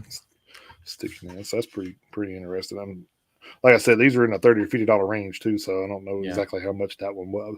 Like I got tired of looking up how much they were, so I was just like, Yeah. if you're a musician who is looking for a crackling set of earplugs, then the excellent Eros One are a great fit. Sure, they can also be used by live music fans, but musicians will see the biggest benefit as they were conceived by a former director of MIT Acoustics and Vibratory Lab. I found them a little bit unwieldy, but they are comfortable when fitted, and they'll make your time on stage much more bearable thanks to their medical grade TPE tips. Look on any large online retailer and you'll find countless almost identical models of earplugs, but the Ear Grace high fidelity stand out for a number of reasons. First among them is the combination of attenuation filters, which ensured I could hear the full musical frequency spectrum live, but at a reduced volume. They also come with a number of handy accessories like a case, cleaning brush, and connecting cord. I don't think they would give you years of live music and festival outings without falling apart, but as an entry point into hearing protection at a sensible cost, the Ear Grace high fidelity earplugs are very easy to recommend. Then, sitting at a step above the cheap and cheerful models, yet not quite in the high end, comes the Earlabs D-Bud earplugs. I really like the combination of both foam and silicone buds in a range of sizes, which meant I was able to easily find a perfect fit. The overall construction and durability on these earbuds is high, meaning the D-Buds could feasibly last a few years of shows and festivals before need replacing. As a very low end option, the Wildtech Super Soft Foam earplugs could be handy to keep in the car for use in emergencies. Pack contains 60 pairs, and each offers a high, respectable 38 decibels of protection from external noise. They come with a keychain travel case, which can be popped into your pocket and keeps the earplugs clean and debris free. While I wouldn't advocate them as a long term solution, they're definitely worth a look as they are handy backup to have in hand if you've left your other earbuds at home. Which, some of the software plugs that we use are kind of in that same category, I'm sure. So, at the top end of the lineup, we have the Itomatic Music Pro active earplugs. These employ an electronic circuit which automatically adjusts to changing sound levels. In practice, this means that noise below a certain level passes through freely, but then if the plugs detect a raised volume level, they spring into life. Yes, they are the priciest of the models on display here, but with them comes a level of technology and smarts that the other models can't compete with, and those were $299.95. So How? What? that's Wait. What? yeah, yeah, $299.95 earplugs. Whoa. You know, I wear earplugs a lot. I wear earplugs, when I sleep because I'm a light sleeper. I wear earplugs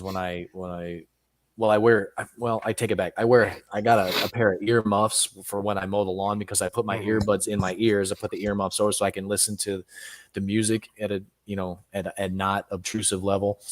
But I mean, I wear earplugs all the time. And I've been wearing earplugs to concerts for God, I don't know how long. I gave up giving of course I don't give a fuck how I look. I'm gonna wear what's comfortable. Mm-hmm. I'll tell on myself. I still wear jorts. I don't give a fuck. I like jean shorts. So I don't care. I don't give a shit. I'm not worried about fashion. I'm gonna wear what's fucking comfortable. So, Yeah. but I mean, Well, they're I probably making a comeback by now. So. I don't know if they are or not. But I wear the foam earplugs, and the ones that I have, they have an NRR of 33, which is the highest you can get. Mm-hmm. I have not had a concert that I didn't enjoy it because I was wearing, the foam earplugs. And the ones I have, I got at a former employer of mine. They used to come in this big container like this. Mm-hmm. Like they were kind of like they had like a little dial and you could like just Yeah. get a couple in your hand. I have one of those that I'm still pulling some out of.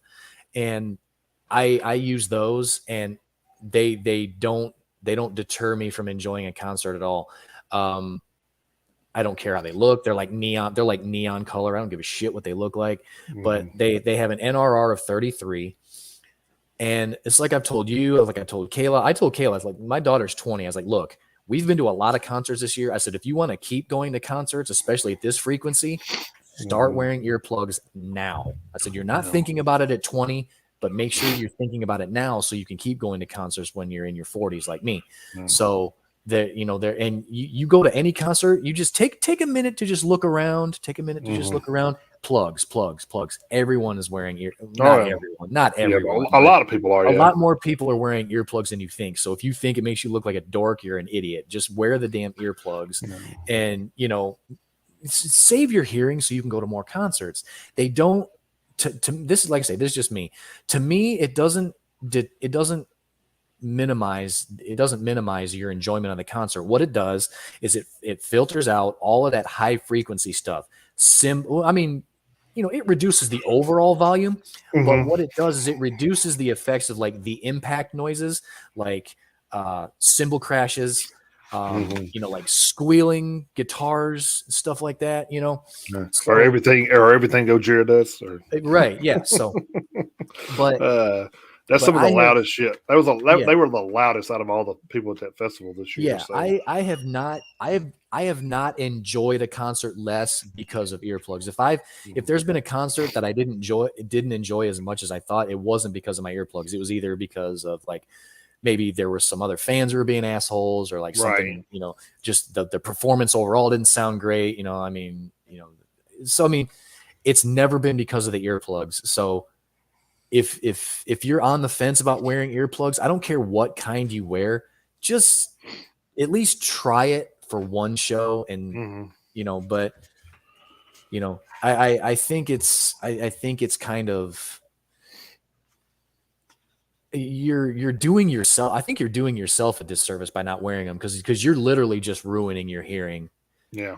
By not wearing them to a venue. And you know, even last week at the festival, you know, we were outside, and I will admit, because you were like, oh, it's not as loud because the sound has places to go, which was true. And I will admit that it was far from the loudest concert I've ever been to. But even still, I was like, no, I'm still gonna wear them. So I think there was like one band I didn't wear them for.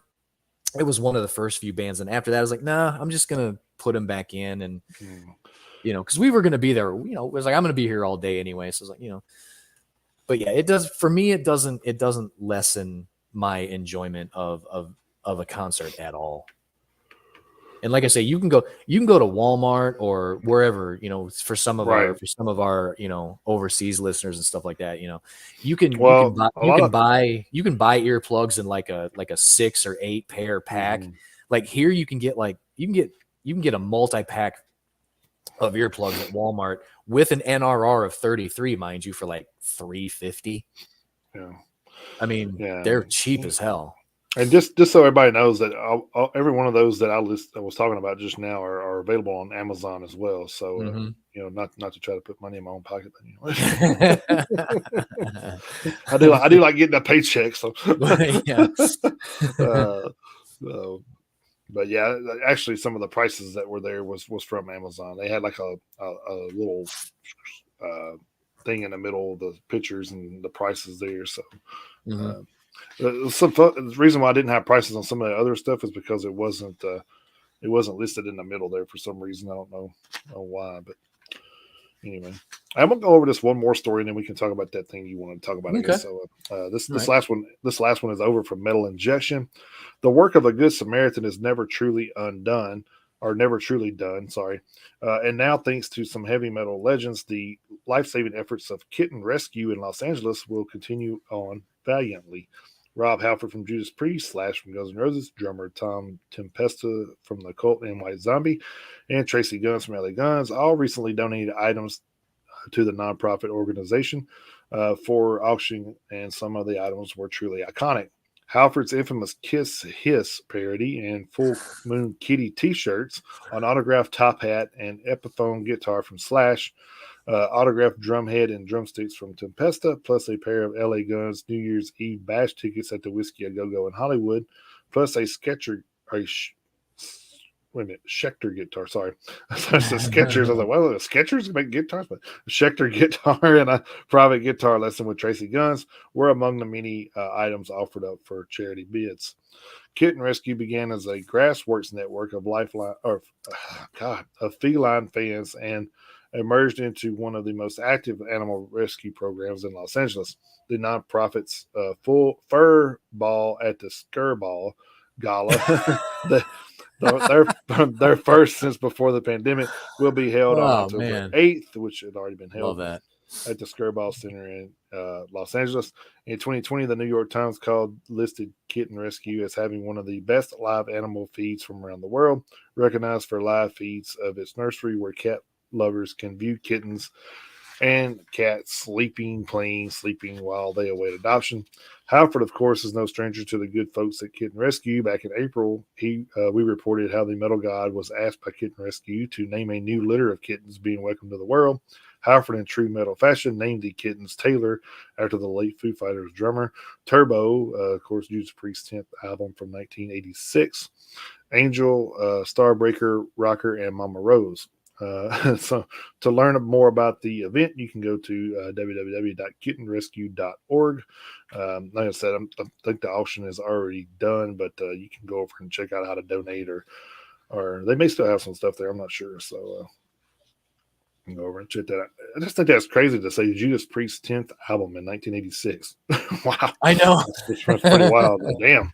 They didn't play around back in the 80s. They were putting them out. Which is crazy is you're talking about that, their 10th album came out in 1986. They were only around 12 years at that point. I know, right? That's what I'm saying. They were putting them out like every year. They were doing some trivium shit. Cranking them out. Yeah, man. They just bam, bam, bam. Just crazy as shit. Of course, a lot of bands did that back then. Of course, back then you had to, because there was hell. That's even, but not 86, but in the 70s, that was before MTV. Mm-hmm. Of course, by 86, I think MTV stopped playing videos anyway, but they didn't. I'm exaggerating, but not by much. So it's always funny. You hear like the happy 40th to the MTV, happy 40th birthday. Thanks for 7 years of music videos. Yeah, or what it was. Yeah, it's pretty damn. Yeah, it's pretty close. Yeah. But hey, they did that shit to themselves, though. They did. Like, I don't know why they just stopped doing it. That was kind of. And then VH1 stopped doing it too. A lot long after that. And I'm just like, so YouTube's really the only place you can go to watch music videos. So pretty much.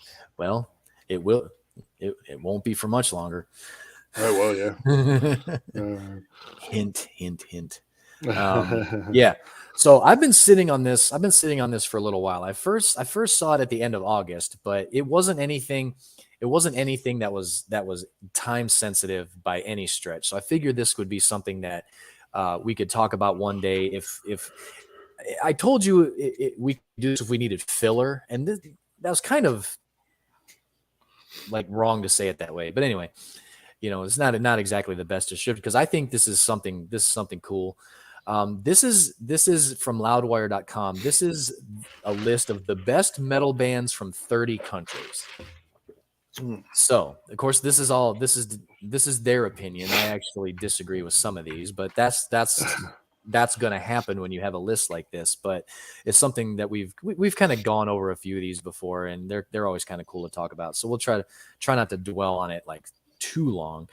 So like I say, this is from Loudwire. It says, sure, heavy metal is dominated by bands from England, the United States, and Scandinavia. And coming back to us for a second, we've said, multiple times on this show that we still think that heavy metal is the genre that has the most global influence on it. And this kind of lends a little bit of credence to that. Right. So that's part of the reason why when I saw it, I wanted to grab it. That way we could talk about it at some point. But there's a wealth of talented acts around the world. That said, if you had to pick just one band to represent each country, who would it be? So many different spots across the world possess their own unique scene, expanding the sonic spectrum of what metal can encompass. As bands take influence from all these places, we've been left with a heavy metal mixing pot with a recipe for dozens of styles. And we've talked about that before too. Here, we visit 30 countries and pick the best metal band from each of these nations. Scroll through the gallery at the top of the page and see our picks for the best metal bands from 30 countries. Like I say, not going to agree with all of these.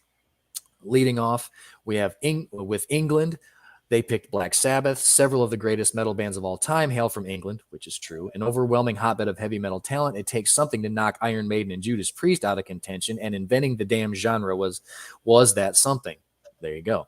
Yes, we're talking about Black Sabbath, whose first 6 records represent one of the hottest streaks in the history of recorded music. Don't forget the Dio era, too. Argue if you dare, but there's no besting these Brits. So I wouldn't say there's no argument. Like I say, I still agree with their pick of Black Sabbath, but I mean, when you have Priest and Maiden in there, I think you could at least have a debate. Mm-hmm. I think you could at least have a debate. This next one I wholeheartedly agree with, but I think there's going to be some people, especially like younger people, who live in the now and have a whole lot of recency bias, may not completely agree. I'm going to, and I think you probably would too. USA, they went with Metallica. Was there any doubt Metallica would represent the United States? Not only are they the biggest metal band ever, again, I would probably agree, but I'm sure some people would debate that. They're one of the biggest musical acts the world has ever seen. According to the Nielsen rating, so yeah, that is true. Taking their new wave of British heavy metal influences with a new stuttered gallop that spawned thrash, also true. They've been keen on reinvention in any form, delivering the iconic Thrashter piece. I love that. I never heard that before until now. I fucking love it. A Thrashter piece. I love it.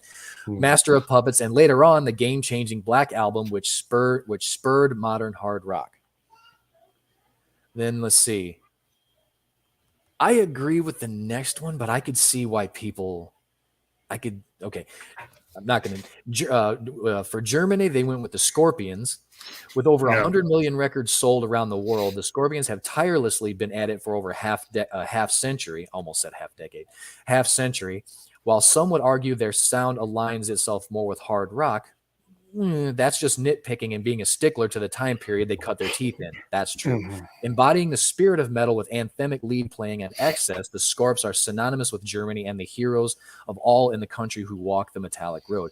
I agree with that, but I could see people. So this is a thing that I think most metalheads lose track of. There is a fine line from hard rock to metal.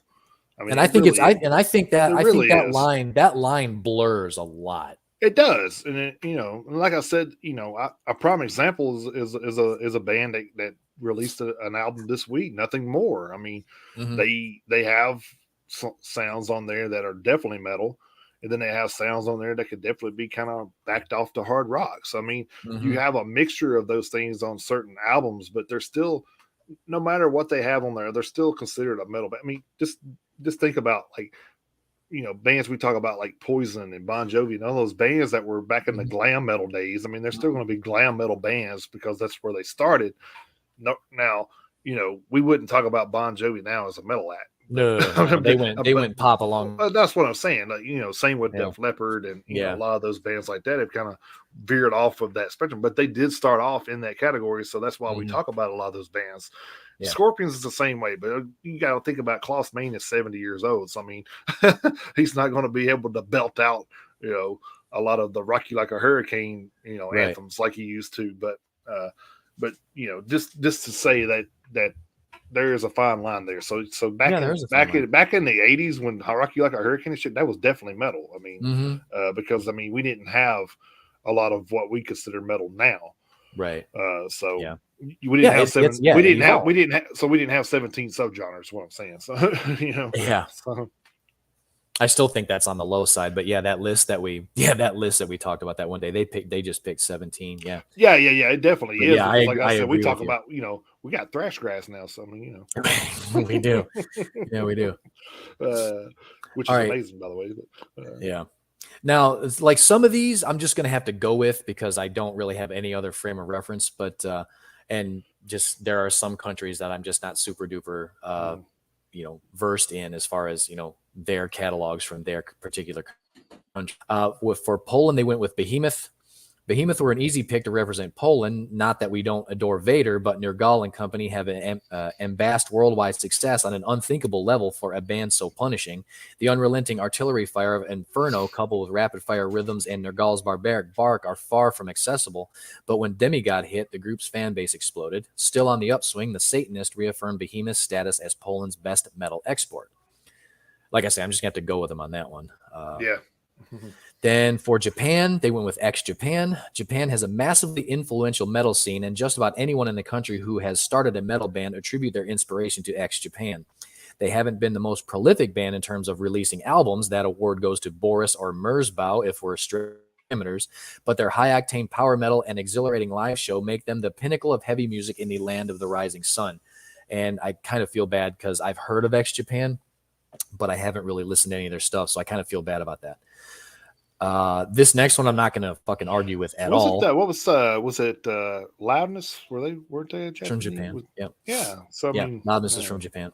So in that instance, some people would probably you may get a little bit of butting heads from that, but I'm going to debate this next one at all. I think they made a perfect pick. Finland, they went with Children of Bodom. Mm-hmm. In the back half of the 90s, metal was groove-obsessed, aping Dimebag Darrell's save for the lightning solos. The teenage Children of Bodom brought melody and shred back to the forefront with a flair for the neoclassical and nods to glam's hook-laden riffs and explosive songwriting. Hatebreeder and Follow the Reaper were the true launching point for the Finns, showing extreme metal can be flashy too. So, yeah, I'm not going to argue with that pick from Finland. There are other Finnish bands that I like and listen to, but I'm not gonna argue. There's a lot of Finnish bands. yeah, but I'm not gonna argue. That's what it's going to be a lot harder to do that from certain countries over there, like Sweden and like their pick from Sweden. I don't agree with, but that's just me. Iceland, they went with Solstafir, who I don't know anything about. I don't know much about them either, honest. So. As we approach 2020, the world's deepest black metal pocket is Iceland. We could go on about acts like Svartadauti, Wormlust, Mistherming, and more, but that wouldn't leave enough room to discuss the country's finest black metal band, Solstafir. Currently, their sound resembles dreamy post-rock with fleeting metallic moments that were found in spades on their earliest material. If it weren't for Solstafir, Iceland would likely not be home to such a flourishing metal scene. Then we moved to Sweden.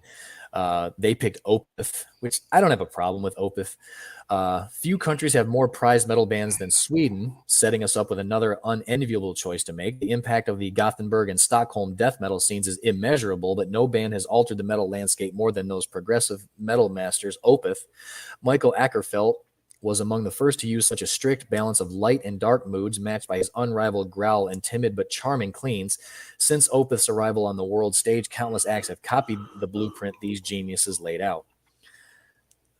So, I mean, I don't necessarily agree with that. There's other bands from Sweden I like more, but I don't know because they've mentioned numbers in a few of these. I don't know if they're going by numbers. Because if you're going by numbers, then maybe, or if it's just sales or something, if it's just this writer's opinion based on who he likes the most, I don't know. So was it an editorial piece? So if that's the case, then it's all opinion. Well, I mean, it's the article is credited to Joe DeVita over at Loudwire, so this may be just his. I don't know, because he said we selected the 30. Let's see, I think he said we.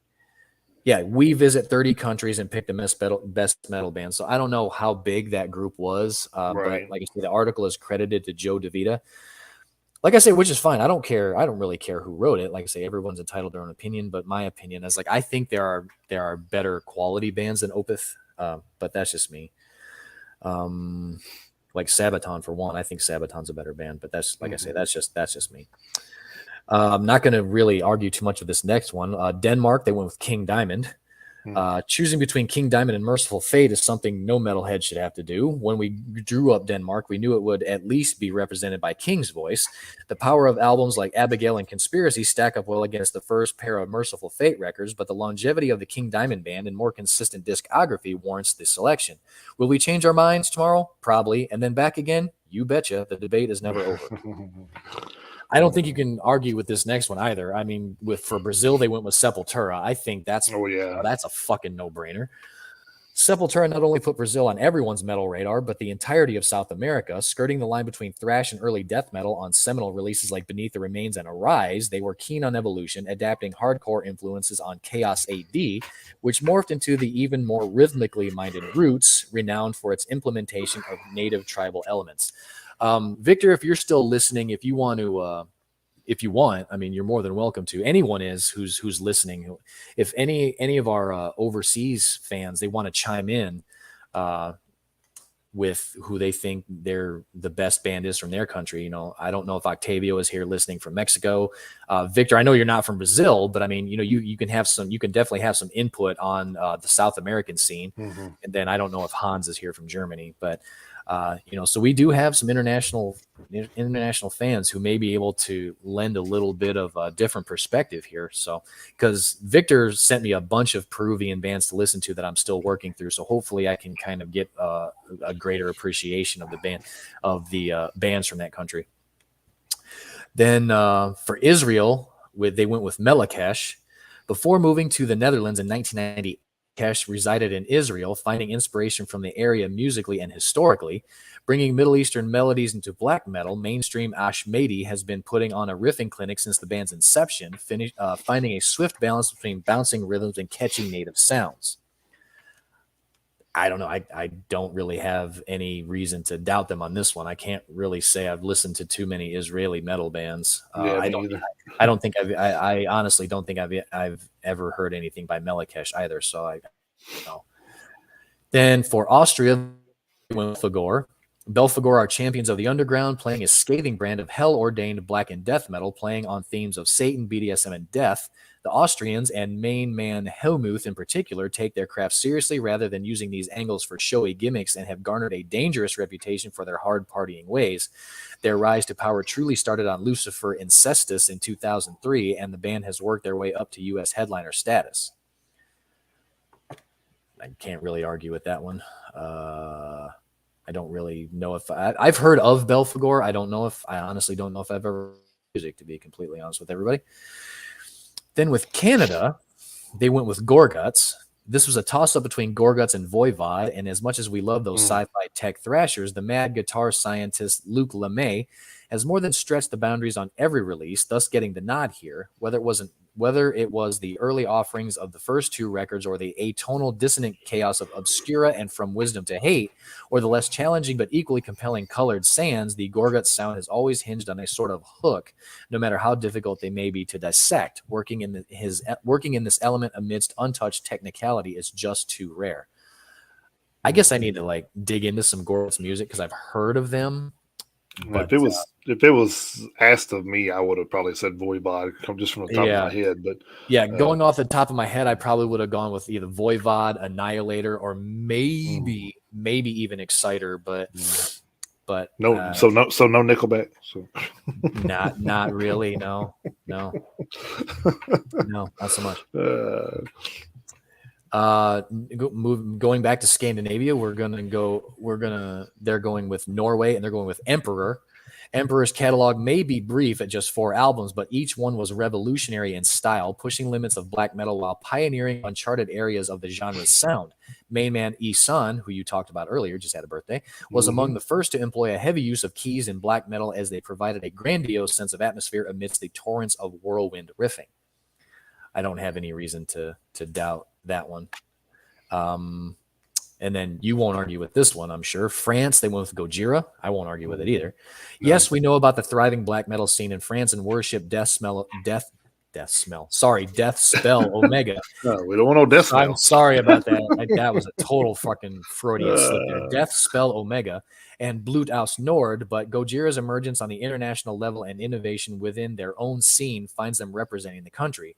Rhythmically intense, the quartet have evolved their sound over the last 15 plus years, wading into progressive waters, dampening their Metallica fury with beautiful, soothing arrangements and soundscapes. Then Australia, they went with Portal. The extreme metal scene in Australia must be one of the richest per capita. Choosing the best metal act from Down Under was one of the toughest choices in this list, and the hooded figures in the cavernous experimental death metal outfit have come out on top. The guitars drown in muck, played with intense tremolo picking, either accelerated or halted by the drumming pace, while the curator's ghastly bellows give Portal their otherworldly sound. Tying this sonic vision into a physical one, the band is outfitted in executioner robes, and the curator routinely swaps out headpieces and tentacle digits. Oh, so that's weird. Well, I guess we can say that we met an Australian metal band. It was we did. Yes, we did. Hidden Intent. Yeah. Of course, they haven't been around as long as some of those guys. So no, they haven't. But they're we do this 10, 15 years from now. That may be a different story. But okay, let's see. Definitely. Okay, this is from Victor. Definitely from Brazil. You can mention also Sarcophago, which is black metal. There are also some import bands like in Brazil, like Nervosa, who I've heard of. I've heard of Nervosa, good band, an all-female band who will be at the 2023 Walk-In Festival in Europe, and Crystal, also an all-female Brazilian band. Very cool. Thank you for that, Victor. All right, nice. Cool. So you got Sarcophago, Nervosa, and Crystal. Which I haven't heard of Crystal, so yeah, we'll check that out. Like, I like the way that him bringing that up, because I think we talk about this more now than ever is these all female metal bands. Mm-hmm. So, and it's so great because I think it's awesome. Yeah, because it gives the scene a different sound, because you're used to hearing male vocals and for 40 years and not as much female. So to see all that, and even in the hard rock scene, you got bands like Plush and and hell, Kitty just got back together. Yeah, Kitty got back together, and and you got Crystal Viper. So Dorothy's made a few appearances at some festivals. So I mean. So you still got some influence, on that side too. Of course, we can't, there's a lot of female fronted bands, right? But as far as like all female bands, it's like I think one of the most impressive I did recently was the Burning Witches. I did that album review, a while back, and like that band's really good too. So, and like I said, I think it's cool that we talk about that more than ever. So you're seeing it more and more, and it's cool. It is good to see. Then let's see, with Greece, they went with Rotting Christ. Greece's Rotting Christ failed to garner the accolades so many other black metal outfits have. Wielding a discography that's more impressive than a majority of their contemporaries, they pioneered the Hellenic black metal sound, taking the riffing ethos of Randy Rhoads, filtering it through gritty tones with gothic elements. They've explored a wide range of sonic territory throughout their career, never failing to sound inspired. Then Ireland, they went with Primordial. Primordial have been representing Ireland since 1993, with Alan Nemthianga Averil's tales culled from native lore and historical events. His tortured voice reeks of despair, set to the band's Celtic-influenced emotional riffing. Having deviated from their black metal foundation, their sound now encompasses a more emphatic epic style, still pained by Averil's depiction of tragedy and loss. Italy, they went with Rhapsody of Fire. Italy has been home to a rising metal scene in recent years, but it wasn't always like this. The Boot does boast one of power metal's most esteemed acts, the Majestic Rhapsody, who changed their name to Rhapsody of Fire in 2006 due to copyright issues. The hyper-fast, ultra-melodic act has been weaving tales of splendid fantasy for over 20 years. The lineup has splintered in recent years, but the collective's work will always be regarded with high praise. Mexico, they went with Brujeria. Death Grinders Brujeria were formed in Tijuana, Mexico in 1989, secretly recruiting known members of the rock and metal community, Fear Factor's Dino Cazares, Jello Biafra, and Faith No More's Billy Gold, disguised as murderous drug lords. Main man Juan Brujo's lyrics portray societal struggles dealing with criminal gangs, drug wars, and a pinch of Satanism. Just a dash, Let's see, what do we say? From Peru, we have some legendary hairdo rock bands like Pax and Orgus, and several thrash metal like Epilepsia and Necropsia, and a lot of new bands like all-female bands Strogina, and heavy metal bands like Contra Cara, Face Off, Metal Crucifier, Blizzard Hunter, and Knuckles Revenge. See, this is this is another reason why networking and just getting out and meeting people is so helpful. I mean, having the show like this has been awesome because we've learned a lot just between the two of us, but getting out and running into who is a friend of ours now in Victor, being able to, because I have never heard of any of these bands, but knowing and I like him throwing the Knuckles Revenge in there because it's his nephew's band, I think, or something. Yeah, I think so. But which I still haven't checked out, but I have it wrote down. Right. I have it. Yeah, I have it written down too. But the fact that we get this perspective from somebody who has roots in another country, right, giving us these bands to look at and to look into, I think it's awesome. I think it's amazing. So it's never a bad thing to get somebody else's take on it, and then you can never expand your knowledge too much with anything, but I mean, considering what we're trying to do here, so yeah, thank you again for that, Victor. That's awesome. This next band, I've never known exactly how to pronounce this, so I may fuck it up, and I'm sorry. Well, with Taiwan, they went with Chthonic. I don't know if I pronounced that right, but every time I see it, I feel like I'm saying it wrong, however I decide to say it. Taiwan's Chthonic made a name for themselves when they landed a slot on Ozfest 2007, supporting 2005's Sedic Bale. Their mixture of cultural influences, the erhu, Chinese instrument, and black metal by way of metalcore has yielded some of the most unique and inspired extreme metal in the new millennium. Also of interest, frontman Freddie Lim was elected as a legislator in the country in 2016. I bet that was a cool as shit campaign. Yeah, right. That was awesome. Portugal, they went with Moonspell, who I have heard of. The heavy metal lot in Portugal is rather slim, but even if their scene was ripe for the picking, we've no doubt that Moonspell would still be the prime choice to represent the nation. Appealing to both metal and goth crowds alike, Moonspell's transition from a riff-first black metal act into goth-flavored mid-tempo anthem writers has seen them volley back and forth between the styles, always challenging themselves as well as the listeners. India, they went with Demonic Resurrection. India's Demonic Resurrection play a symphonic black/death metal hybrid incorporating instruments like the sitar and tabla for a cultural boost. The country is not overgrown with metal acts, and the band's ability to steadily release albums since their 2000 debut is impressive. Metal acts fleetingly tour through India, so it's great to see Demonic Resurrection providing some stability for local metalheads, the opportunity to see a metal band live. Netherlands, they went with Within Temptation, who I've definitely heard of. The Netherlands is home to two of the world's top symphonic power metal bands, Epica and Within Temptation. Epica was the other one I was thinking of. Leaving us with a less than desirable decision to make. Both bands have become a major force on the world stage, but Within Temptation have the stronger catalog, at least in our eyes.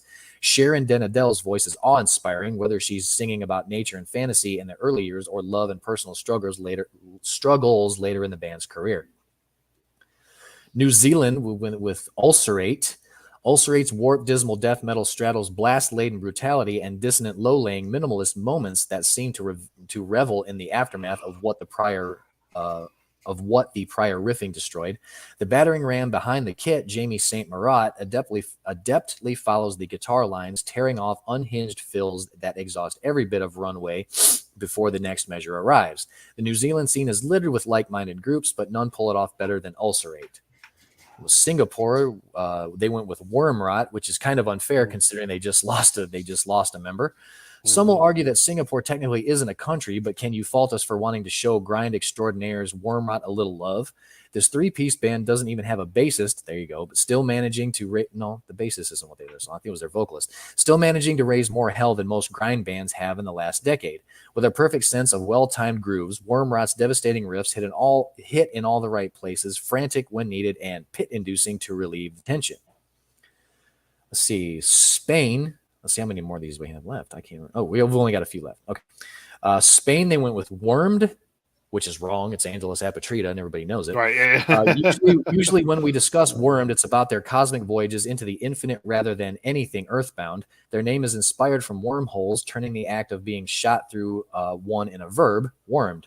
Jarring, slamming rhythms collide into immovable, palm-muted walls, manhandling the listener with their frantic pace, rapidly discarded time signatures, and Phlegethon's inhuman gurgle. So yeah, I'm gonna disagree with that one. Switzerland, they went with Celtic Frost, which is kind of hard to argue with. Mhm. Celtic, most important bands in the first wave of black metal, like a gutter-dwelling Tony Iommi, Tom G. Warrior shoveled dirt on his riffs, laying down a nice "oh" or "hey" during well-timed breaks. Morbid Tales and to Megatherion are staples of the then budding underground scene. If it weren't for Celtic Frost, extreme metal would look quite different today. Russia, they went with Arcona. Russia's metal scene is flooded with killer slam bands, but none have done enough to elevate their status over folk metal favorites Arcona. The band debuted in 2004, right as the folk metal style took off, serving as one of the few bands to play the style outside of Scandinavia. Their sound can be more intense than some of their contemporaries, which has only benefited the group as they have been able to get some separation from so many acts who jumped on the trend. For Arcona, it isn't a trend, but a lavish look into Russia's history. What are they going to write about Russia's recent history? Right. Probably not much. Probably not much. Belgium, they went with Aborted. This is the last one, by the way. Gore-obsessed death grinders Aborted have endured a number of lineup changes in the last 20 years with vocalist Sven de Kalue, I don't know, serving as the band's lone constant. Despite the seeming revolving cast, the Belgian outfit have maintained a level of consistency, catering to old-school riffing aesthetics with a modern-minded approach to rhythm breakdowns, working its way into please fans on both sides of the fence. So like I say, I disagree with a few of those. Some of So them, so would the Ukraine and Russia not be in the same category or? probably not, because they're not going with the USSR. But obviously, if you want to throw the Ukraine in there, I mean, I don't know who else you would include besides Ginger. I'm not exactly sure. I'd have to look and see who else hails from that country in the No. in the heavy metal genre. So I don't really know. Well, I was just saying, like, if you're gonna do it, you might as well include, you know, every Yeah. all of them. So, Hmm. of course, they could have probably went with 100 countries if that was the case. But Well, yeah, that's true. Yeah, I mean, they could have gone with Mongolia and chosen the Who. And, yeah, yeah, or the what was the band? Shit, can't remember the name. It was the damn the Samoan band that we come across. oh, damn it, I can't think of their name. it'll come to me. Yeah, yeah, it'll come to Yeah, me. yeah. And then they didn't do any like Mexican or nothing, did they? They Yeah, didn't say Yeah, Mexican. yeah. Mexico was in there. They went with Brujeria for Mexico. Okay, Yeah. because I know there's a lot of like you know Mexican bands that Hmm. you could have Yeah, probably went with. So yeah. um, But yeah, I just thought that was interesting. Something we it can is. It is. Yeah. go over, see who they kind of had in mind. Like I say, I agree with most of those, if for no Hmm. other reason than I don't really know who else they would pick, or whether or not I just don't have, you know, any other frame of reference. Like I said, some of them I disagree with, but that's going to happen with a list like that, So especially when you get into like 30 different countries. So. yeah. So now can we talk about a band from here that we're gonna to blast the fans about real quick? So, so Avenged Sevenfold just put a thing out saying that "Hail to the King" is essentially the Nickelback of Avenged Sevenfold Records, and this is coming from fans. I'm just like, uh, yeah, I don't know what the fuck y'all were listening to, but I think, uh, I think, and I saw an article either yesterday or the day before that where M Shadows even said that when they came out with "Hail to the King," that they probably, and I think the way he quoted it was more or less saying that they cut a little too close to the Metallica sound when they made that mhm, album, which I definitely don't disagree with, because I mean, you can't listen to "This Means War" and be like, that's fucking sad but true, yo. right, So I mean, even they know it, but at the mhm. same time, but at the same time, Who I don't. hasn't been influenced by Metallica? So I mean, that's Right. the Well, thing. Like I mean, you have that, but at the same time, I mean, what's wrong with, and even if they did it on purpose or not, what's wrong with paying tribute to a band that influenced you? So sure, mhm. and I Well, I, well, I don't know. this is another thing you got to think about. So if it was so close to plagiarism on Metallica, they would have. been in court over something. Oh yeah, if anyone, because we know exactly how Lars and them would have felt about yeah, that. But yeah. As much as we love Metallica, we know yeah, that if anyone is gonna, yeah, if anyone was gonna have take umbrage with that, it would be them. And then if they would have had such a big problem with it, Avenged Sevenfold wouldn't have been on the bill with them when we went and watched them. So Also true. so Also true. So I think so. I don't know. I don't really know where that comes from. The Nickelback of Avenged Sevenfold albums. I don't know where I get that. That was just like some fans' perspective on it, I guess. But well, no, I know, but I don't know.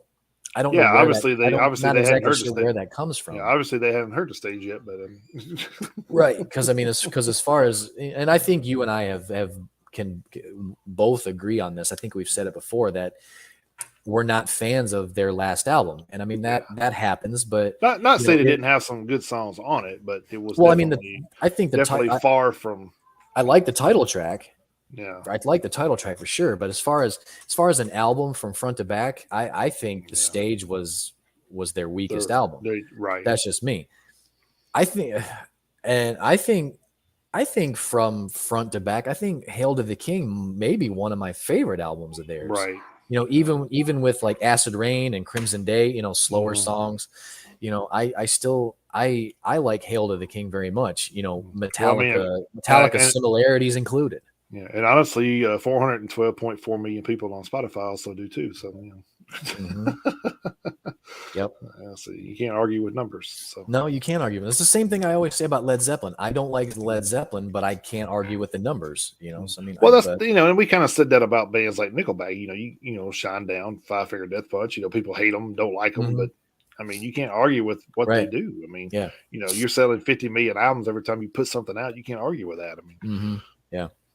I can respect Nickelback's career and not care for their music. Absolutely. Right. I mean, we've said this before. Of course, there's some music that is great on their albums, and there's some stuff that's kind of like, of course, they're trying to be more radio friendly too. So you got to take that into consideration. Most of the stuff that we like aren't what you hear on the radio. So, right. Yeah. So, real quick, other headlines that I wanted to touch base on. Biohazard's classic lineup will reunite for European festival appearances in 2023. That's pretty big. So, yep. Evan Seinfeld is back. Yes, sir. Yeah. This will be something you'll be able to catch me up on if you hear it before I do. But Sick Puppies are teaming up with ESPN to launch an NHL season with new single Ready, Set, Go. So they're going I saw that. I'm actually going to have to like physically go find that because I actually don't have ESPN at the moment. I do have the NHL package on my satellite, but they don't cover the hockey package doesn't have like the national broadcasts. So so when I watch the Red Wings, I watch the actual Detroit feed. So gotcha. So I saw that story, but I'd actually have to physically go track that single down because I don't. Which I mean, but it ain't the first time Sick Puppies has been on some kind of sports, related it's not. Theme. So I mean, they've done a couple of WWE shows and pay-per-views. So then next was Audio Slave's Like a Stone video surpassed 1 billion views on YouTube. So congratulations to the surviving members of Audio Slave, I guess. Man, that's a lot. It is, yeah. That's a lot. Then Chevelle has a whole bunch of music written for their next studio album. They make some money off of this one. Well, they definitely should. They're on their own now. So yeah, right. And then Periphery's new album is finally done. So Periphery fans out there be glad to hear about that. So, like I said, there's a lot of new stuff about to come out that 2023 is just going to roll right from 2022 to 2023 is just going to be just like a roll, keep rolling and rolling. Oh yeah. So, not to take anything from Fred Durst. Don't sue me. Right. Yeah. Then, of course, last but not least, Slipknot claimed the #1 spot on the Billboard Artist 100 chart with their new album. So there you go. Even if it's doing well. It's doing well. Yeah. So there we go. So that was all that I had on that. And then I guess we can jump into hitting the road real quick while we're still talking about new stuff. I figured I would cover at least one thing, and then then I kind of covered most of the festival, so that way you can kind of touch base on all the other stuff. But okay, yeah, that works. So hitting the road, I had Motionless in White, Black Veil Brides, and Ice Nine Kills announce additional Trinity of Terror tour dates. I'm going to go through all of them here because there's only like it's 6 or 8 or something. There's 8 of them. Yeah. November 25th, they're going to be Atlanta, Georgia at the Coca-Cola Roxy, which is a great venue, by the way. November 30th, they're going to be in Nashville at Municipal Auditorium. So evidently, I'm going to have a show between now and Machine Head. So I wasn't planning on it, but yeah. Then December 2nd, Dallas, Texas at the Southside Ballroom. December 3rd, San Antonio, Texas at the Techport Center and Arena. December 5th, Rio Rancho, New Mexico at the Rio Rancho Event Center. December 6th at Tucson, Arizona at the Tucson Convention Center. December 7th in Eaglewood, California at YouTube Theater. December 8th at San Diego, California at the Viejas Arena. It's Viejas. Viejas? Okay, where they go. Viejas, yeah. Well, we're not in Mexico, so they need to straighten that out. I'm just the funny thing is like Vieja means old. Yeah. So San Diego probably is an old city. So it's Spanish for whale's vagina. Yeah. Next I had was Life of Agony's 30 Years of River Runs Red 2023 tour dates with Prong. Prong in the Terra Who Europe only, and then Madaball in UK only, and Terra Who. Yeah. Terra Who. And then that tour kicks off in January 13th in Bochum, Germany at the Matrix. And don't get caught in there. Take the red pill if you do. February the 11th, Milton Keynes, England at the Crawford Arms. And then I wanted to talk about the In Flames, Anthrax, Sepultura, Biohazard were among the latest Bloodstock 2023 editions. Megadeth and Killswitch Engage will headline Bloodstock in 2023. Other bands set to grace the main stage next to them include Devil Driver, Fit for an Autopsy, Not Loose, and Gatecreeper. The hell, that's already shaping up to be a hell of a festival. And just now starting to announce bands that's already. I know, man.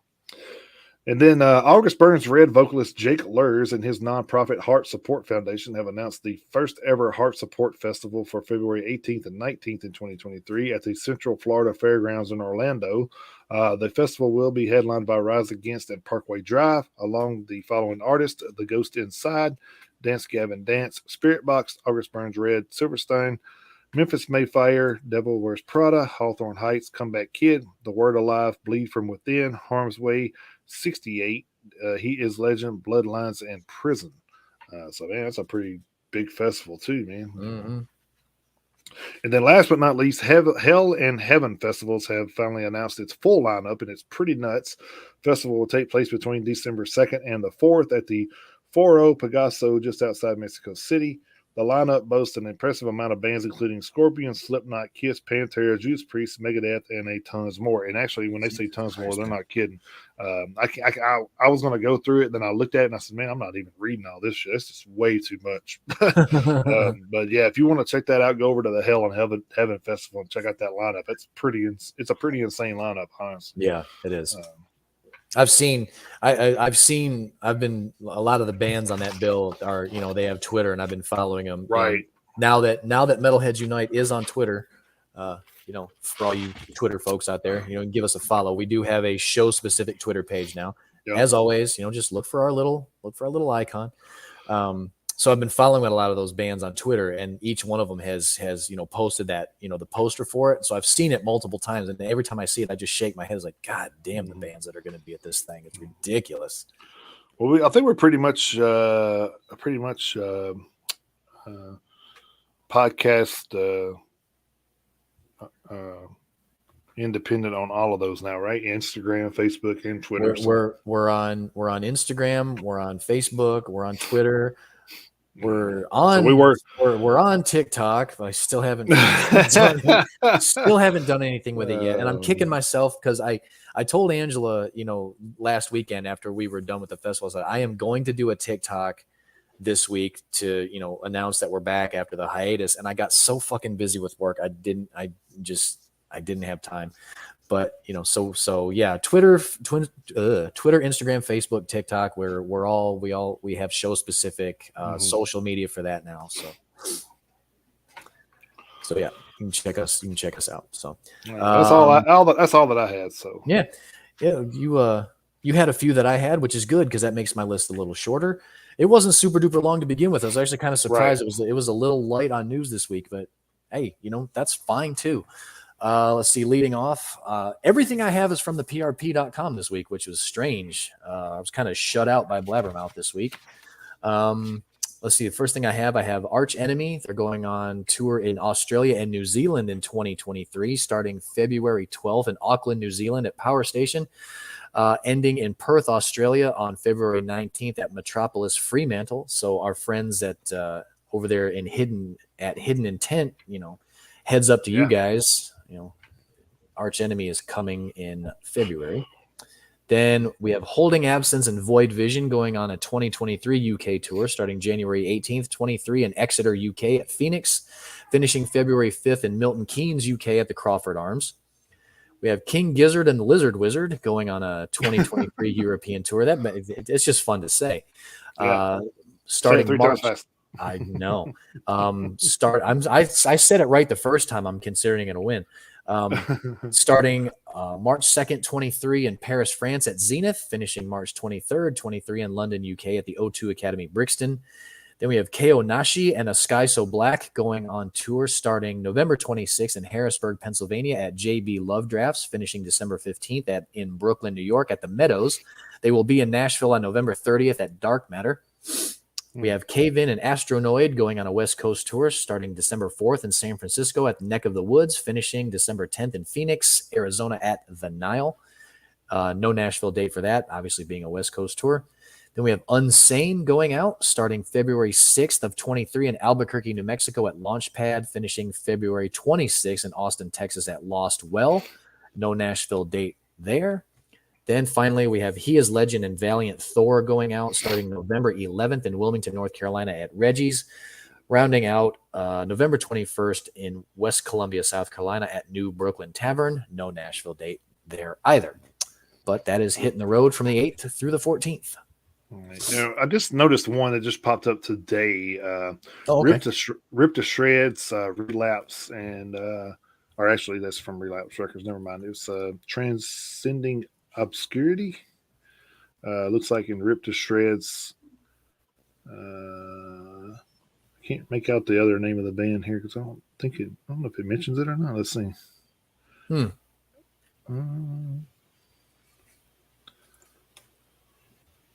Chinese death metal band Ripped to Shreds out of California just announced European tour dates. It doesn't really say who else is going to be there besides those two. So anyway, that kicks off in Europe on April 21st at Little Buildings in Newcastle, UK, and that ends, of course, at the Bloodshed Festival on 4/29 at in Jello, New York. So they're actually making a tour there and then coming back to New York for the festival. So. Nice. Cool. Yeah, so just right. I think it's something like a two week little trip. Just there quick little jog around the globe. Yeah, around the globe. Yes.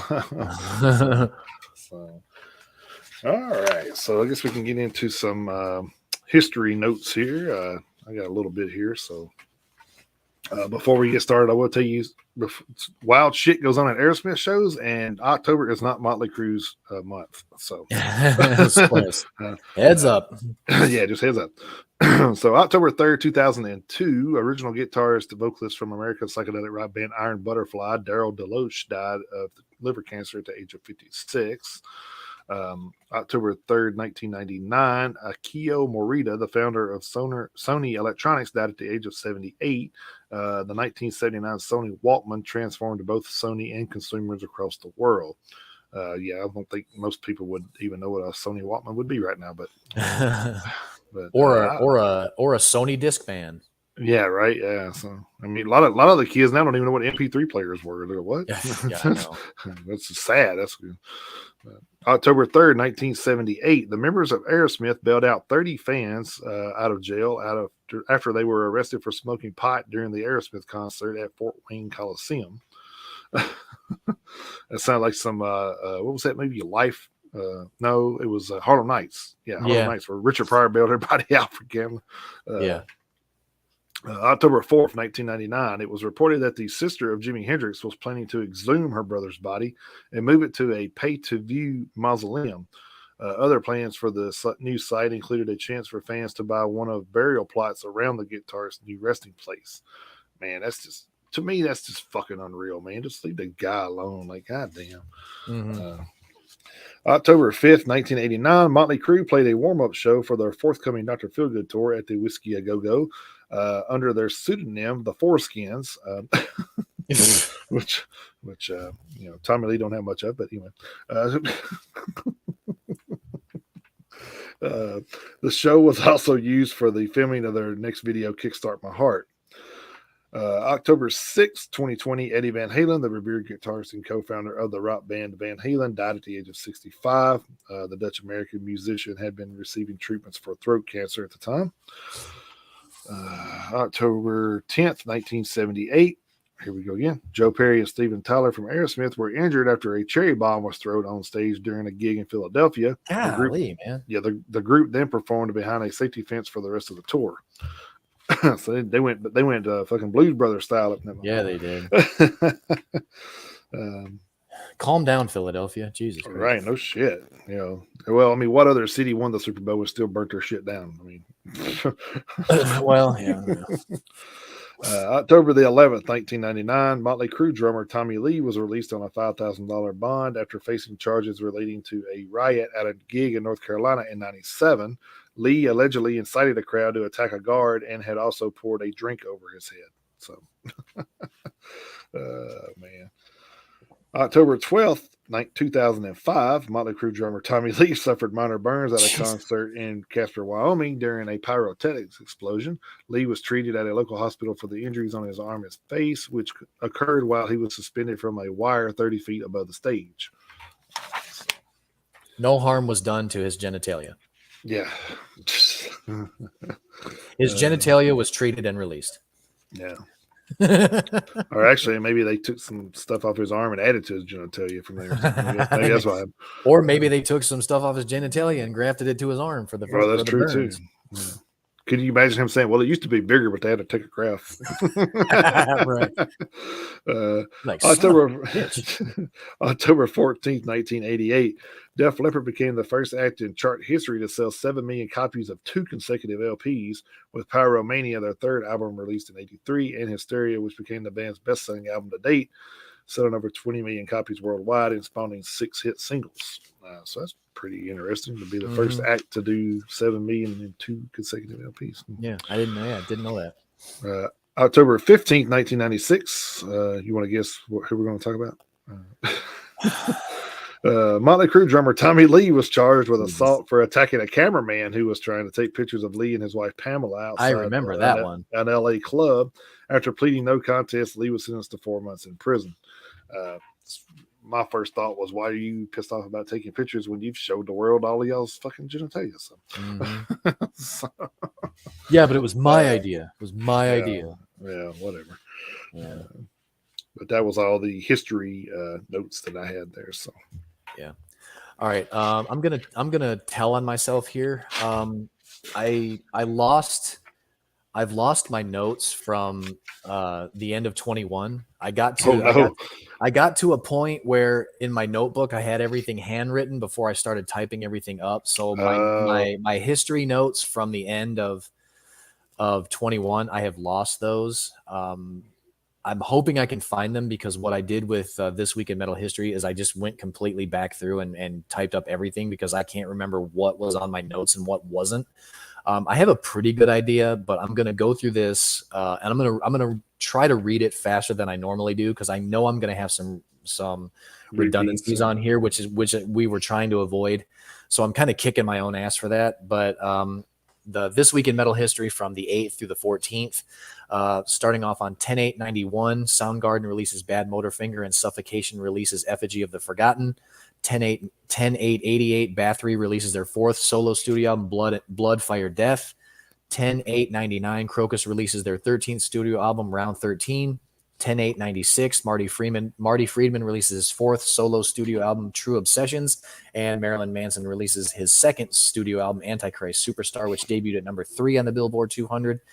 10/8/97, Y&T releases their 11th studio album, Endangered Species. 10/9/90, Testament releases Souls of Black, and Slayer releases Seasons in the Abyss. 10/9/78, Judas Priest releases Killing Machine.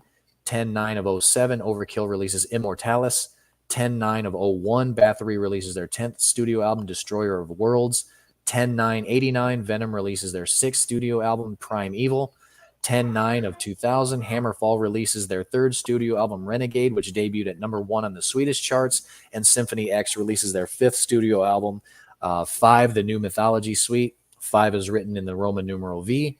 Of course it is. Yeah. 10/9/76, Scorpions release their 4th studio album, Virgin Killer.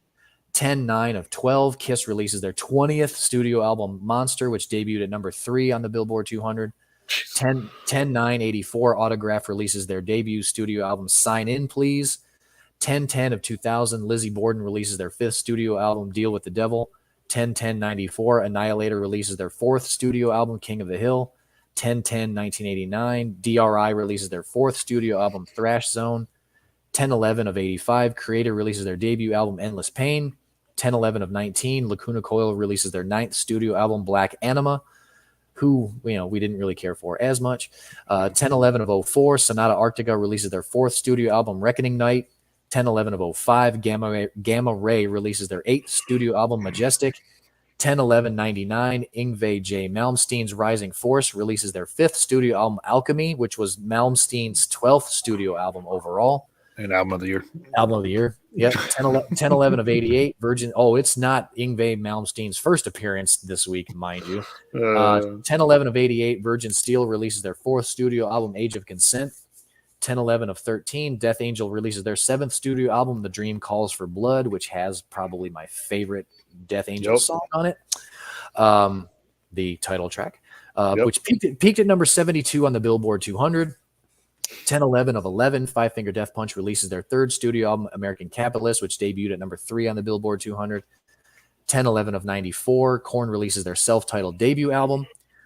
10/12/10, All That Remains releases their 5th studio album, For We Are Many, which peaked at number 10 on the Billboard 200. 10/12/18, Impellitteri releases their 11th studio album, The Nature of the Beast. 10/12/09, Wasp releases their 14th studio album, Babylon. 10/12/04, Pain of Salvation releases their 5th studio album, B. 10/13/17, Narcotic Wasteland releases Delirium Tremens, and LA Guns released their 11th studio album, The Missing Piece. 10/13/89, Overkill releases The Years of Decay.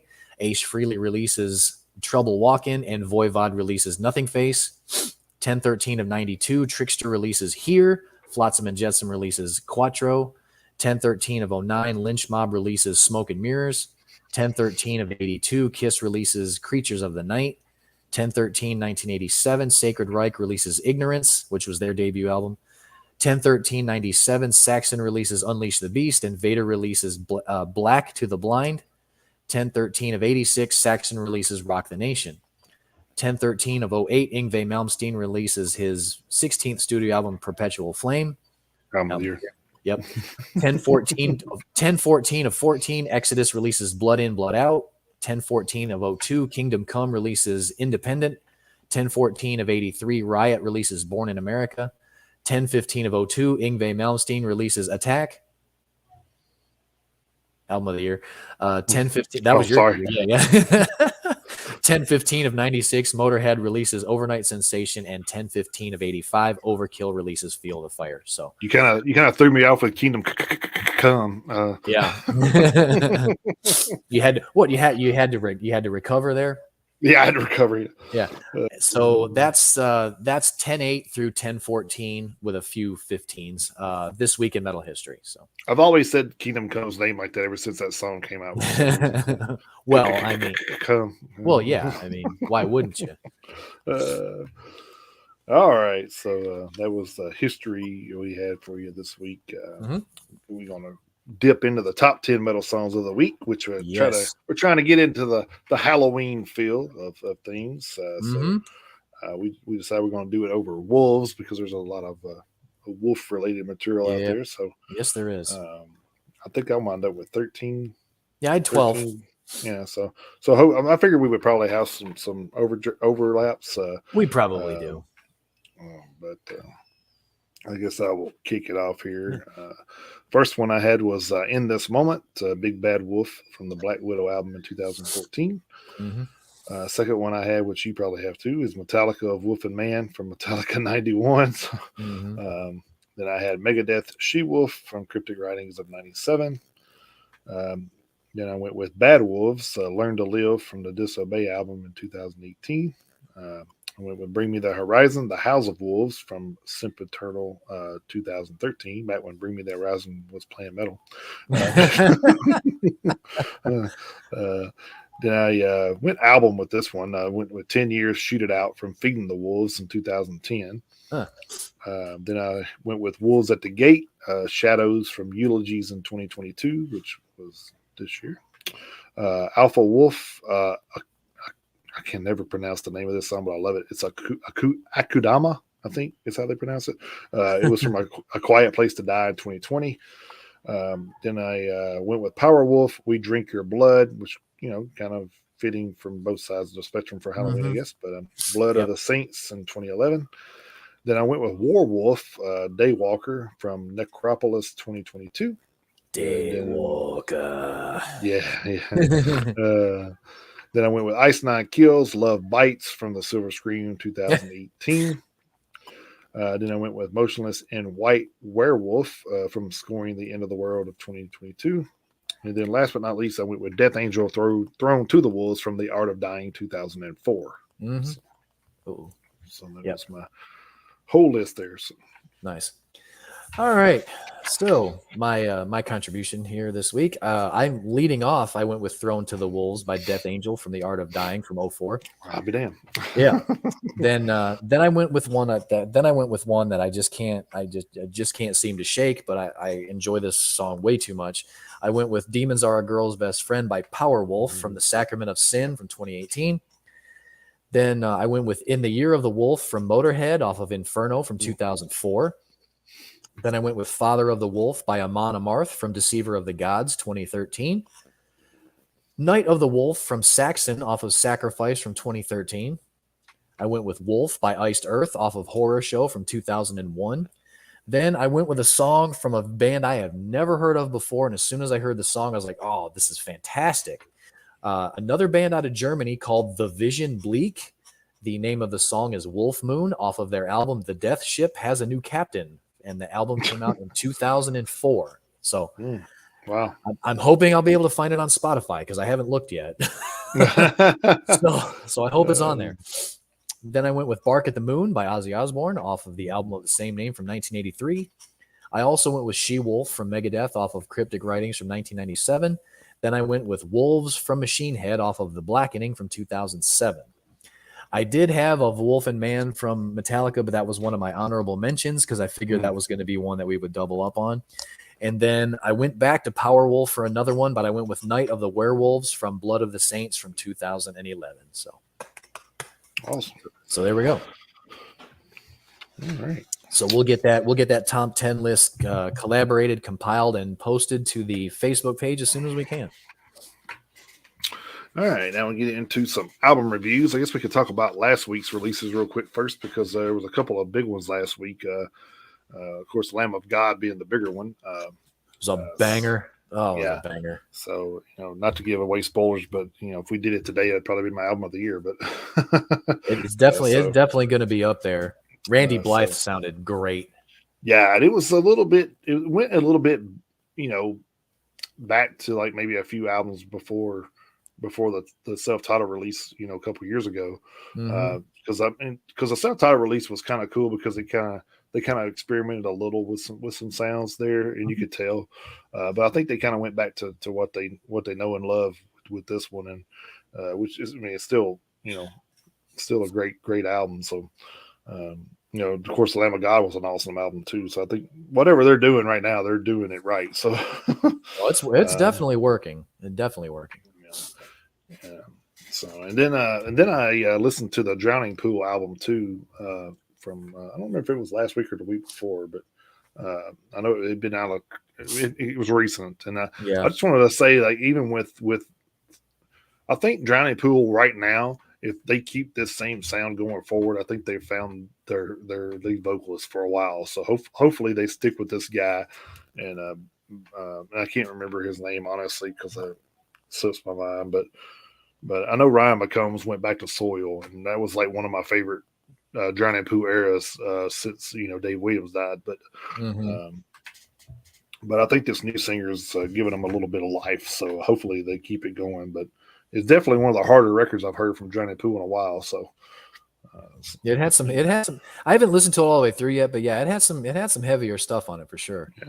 yeah. And then I also listened to the Queensryche's new album last week too.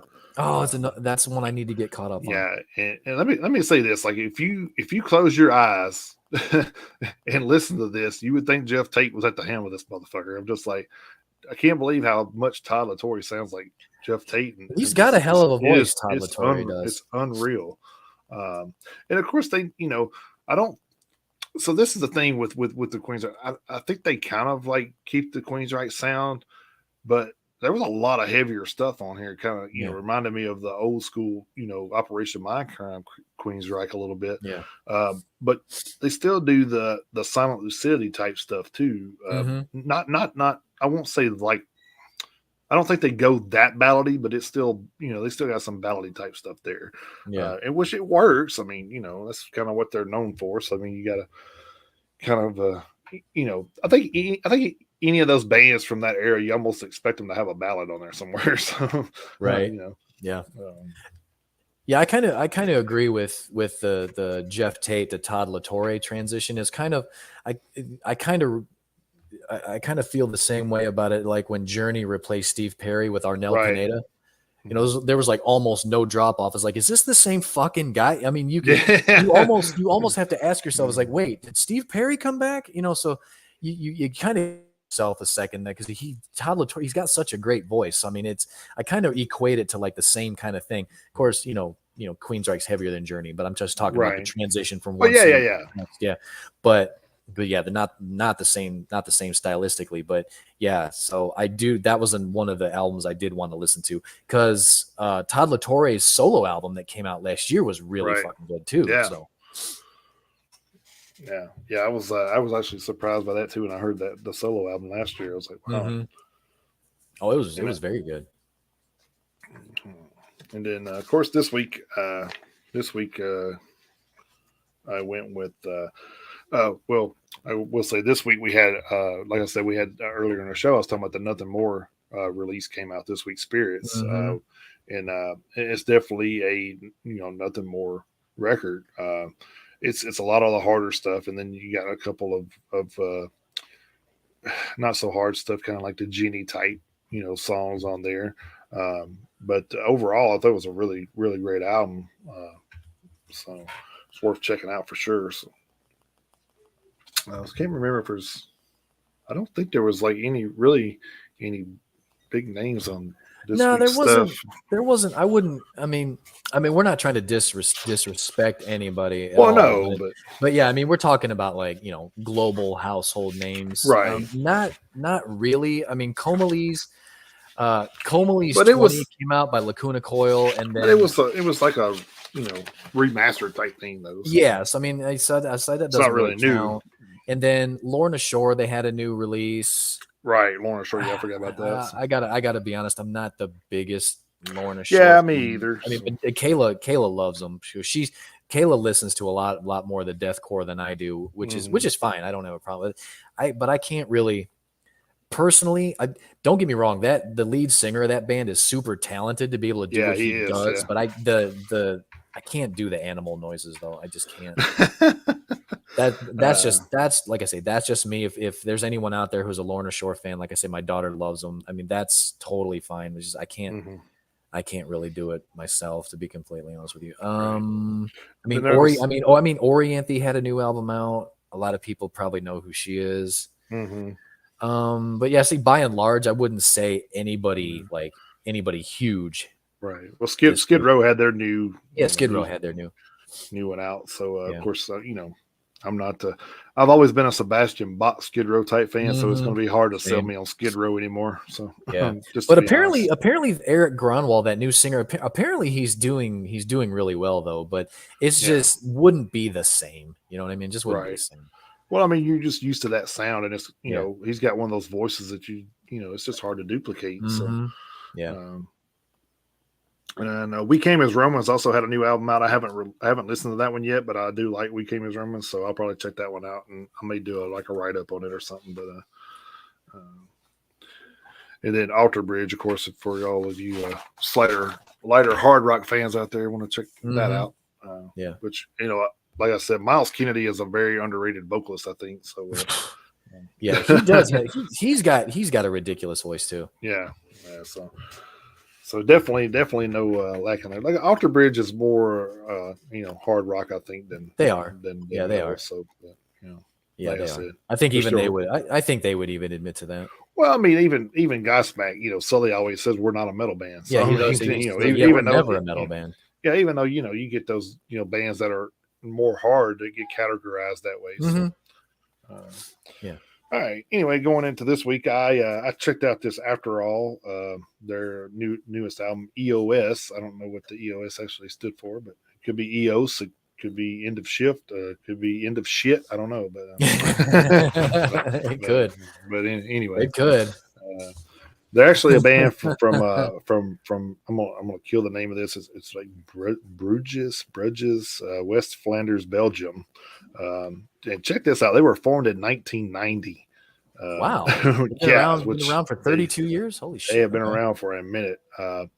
They of course they started out thrash metal band. They were actually active from 87 to 88 as Crap Society. That was their original name, and then 88 to 90 they were At Last was their name, and then of course changed it over to After All in 1990. So they've had a couple of different name changes too. So they've actually been active since 87, which is I'll be crazy. damned.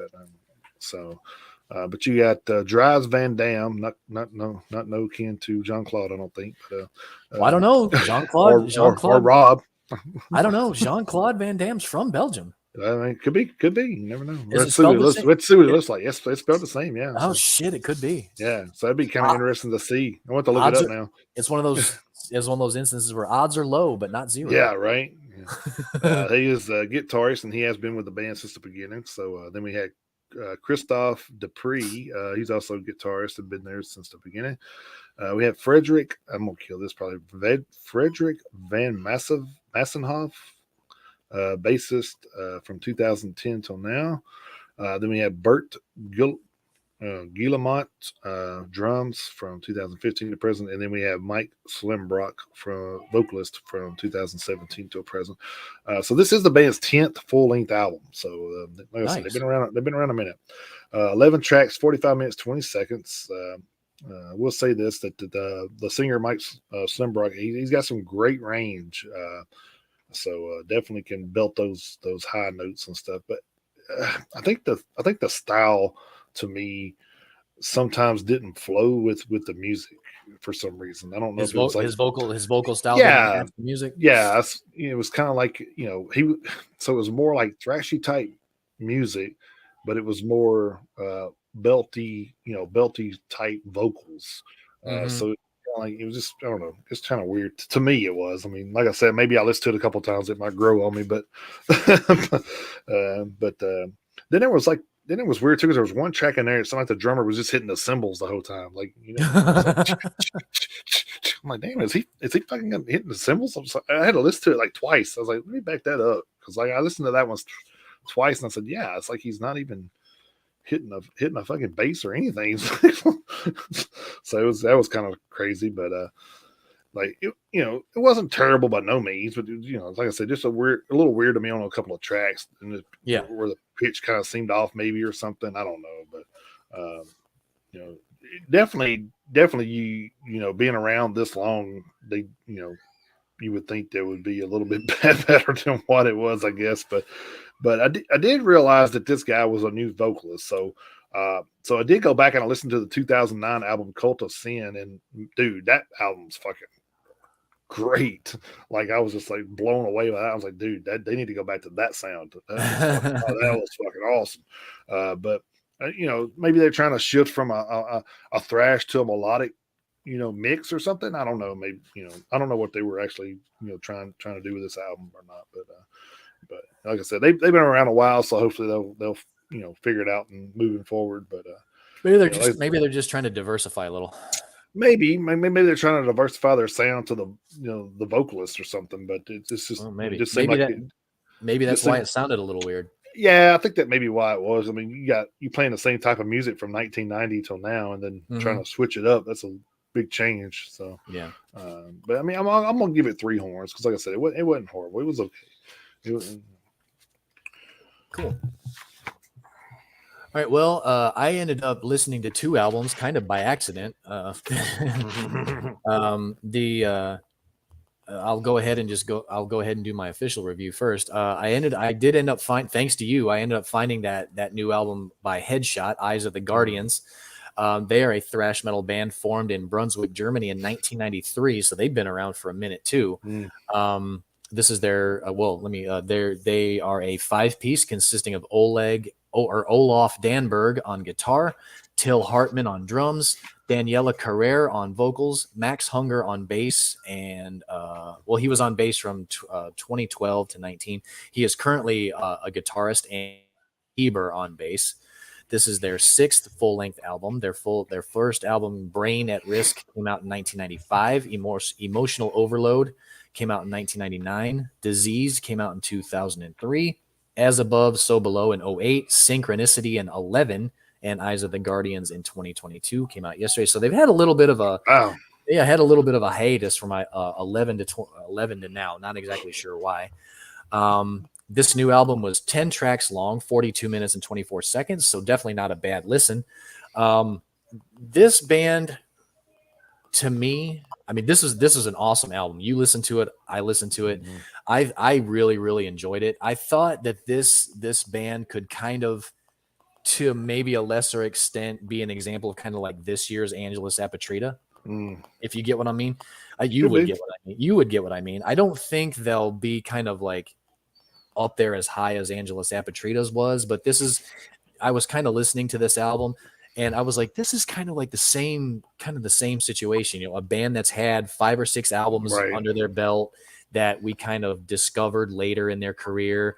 A really good quality thrash metal band. They're from Germany. They're not from Spain. But one thing that I did like about this album was they did have an instrumental kind of like right smack in the middle of the album. Tentacular Part 1. It was only a minute and a half. But I like that they included some bongos in there. I don't know if you noticed the addition of the bongos. I did, yeah. In that, so I thought that added kind of like a cool dimension to it. But other than that, and it did show up again, I think, in the last song, Invisible, which was 9 minutes and 15 seconds long. So it was a little bit of a longer song, and it had kind of a longer stretch of where it kind of turned into an instrumental before the vocals picked back up at the end. So they had kind of a a pretty much straightforward thrash metal sound, aggressive vocals, not clean, but not guttural, which is like aggressive vocals, kind of like Guillermo Izquierdo from Angelus Apatrida. The blistering guitars, the machine gun double bass, like I like, so it's pretty much straightforward, a nice frenetic up tempo pace. But then they threw like the bongos in there a couple times, just a little bit of a different taste, a different flavor. But I'm definitely going to give this one 4 horns. I'm hoping to listen to some of their older stuff too. I was actually, maybe even pushing 4.5 to me, man. I was just like, man. Like when I didn't know you hadn't listened to it when I texted you. I'm like, dude, that fucking Headshot album. Yeah, I had, because you were like, I couldn't find it. I'm like, what? I was pissed because I was like, I really wanted to listen to it, and even before you told me how good it was. So thankfully, you gave me the heads up on how to find it. The album that I listened to, because like I say, yesterday morning I wasn't able to find it. I went completely blind and I listened to the new album Brace for Impact by a band called Perfect Plan. They're actually a hard rock band out of Sweden. And this album was a new school album with an old school feel. I mean, this album was Queensryche, Bullet Boys, Poison, and Dokken, like all fucking wrapped up into one. So I mean, and I don't have the lineup pulled up in front of me because I'm not doing a formal write up on it, but the dude can really fucking sing. Don't get me wrong, he doesn't sound like Jeff Tate, but I mean the way he sings and the way the music was put together, from the very first song, I was like, dude, this sounds exactly like fucking Queensryche. Sonically, not lyrically, but sonically, it sounded just like Queensryche. And then, you know, you got some, like I say, you got some Summertime Girl from Bullet Boys in there. You got some Dokken in there. You got some Poison in there. There were a couple of power ballads. The one was called My Angel and the other one was called Emily. So, I mean, this was basically a hair metal throwback album that was released in 2022. So, you know, so I did like it. I enjoyed it. I'm probably going to give it like 3 out of 5. You know, so it wasn't bad. But like, again, I think this was their third album. I'm wanting to say, I think it was their third album. They weren't listed on Encyclopedia Metallum, but they were on Spirit of Metal. So like I say, I didn't do a formal write up on it, but I think they've been together since 2004. This is their third album. They are from Sweden. So yeah, it wasn't too bad. But I mean, if you want to listen to a brand new album that's got like that hair metal kind of that kind of sound to it, this one would be one you would want to check out. You know, so it was pretty good. I remember I thought I listened to a EP too, but I was trying to remember which one it was. Oh well, if I figure it out, I'll do a write up on it or something. But yeah. Because there was a few of those on the list too. So yeah, I think it was just Obsidian Skies. I think I'm gonna have to go back and listen to it again though. Okay. Yeah, this coming Friday, there's a lot of black. There's a lot of black on the list. And you'll see why in a second. So this coming Friday, October 21st, we've got the 40 Thieves with the White Album. We have 84 Tigers with Time in the Lighthouse. We have Abduction with Black Blood. We have Architects with the Classic Symptoms of a Broken Spirit. We have Avantasia with A Paranormal Evening with the Moonflower. We have Avatarium with Death, Where Is Your Sting? We have Battalions with King of a Dead World. The Beautiful Distortion with Revision. And then here's what I was talking about. We have Black Lead with Heavy Metal Fans. Black Math Horseman with a self-titled EP. Black Royal with Earthbound. Black Space Riders with We Have Been Here Before. Black Veil Brides with The Morning, that is an EP, and Black Widows with Among the Brave. So a lot of black on the list this week. It's not even Black Friday yet, man. I'm telling you. Then we have Brutus with Unison Life. We have Bunker 66 and Lucifuge with Of Night and Lust. That is a split EP. We have Berker with a self-titled EP. We have Cabal with Magno Interius. Cassius King with Dread the Dawn. We have Shay Kane with Power Zone. Coat Hanger Abortion with Plan C. Jesus Christ. Are they back? I guess that would be Plan C. Yeah, Coat Hanger Abortion with Plan C. Because I know they changed their fucking mind about the name of the band for a while. Yeah, so apparently they're back. Then we have Crooked Royals with quarter. Thank you, Roe versus Wade, I guess, man. I'm telling you. Oh, depending on what state you live in, I guess.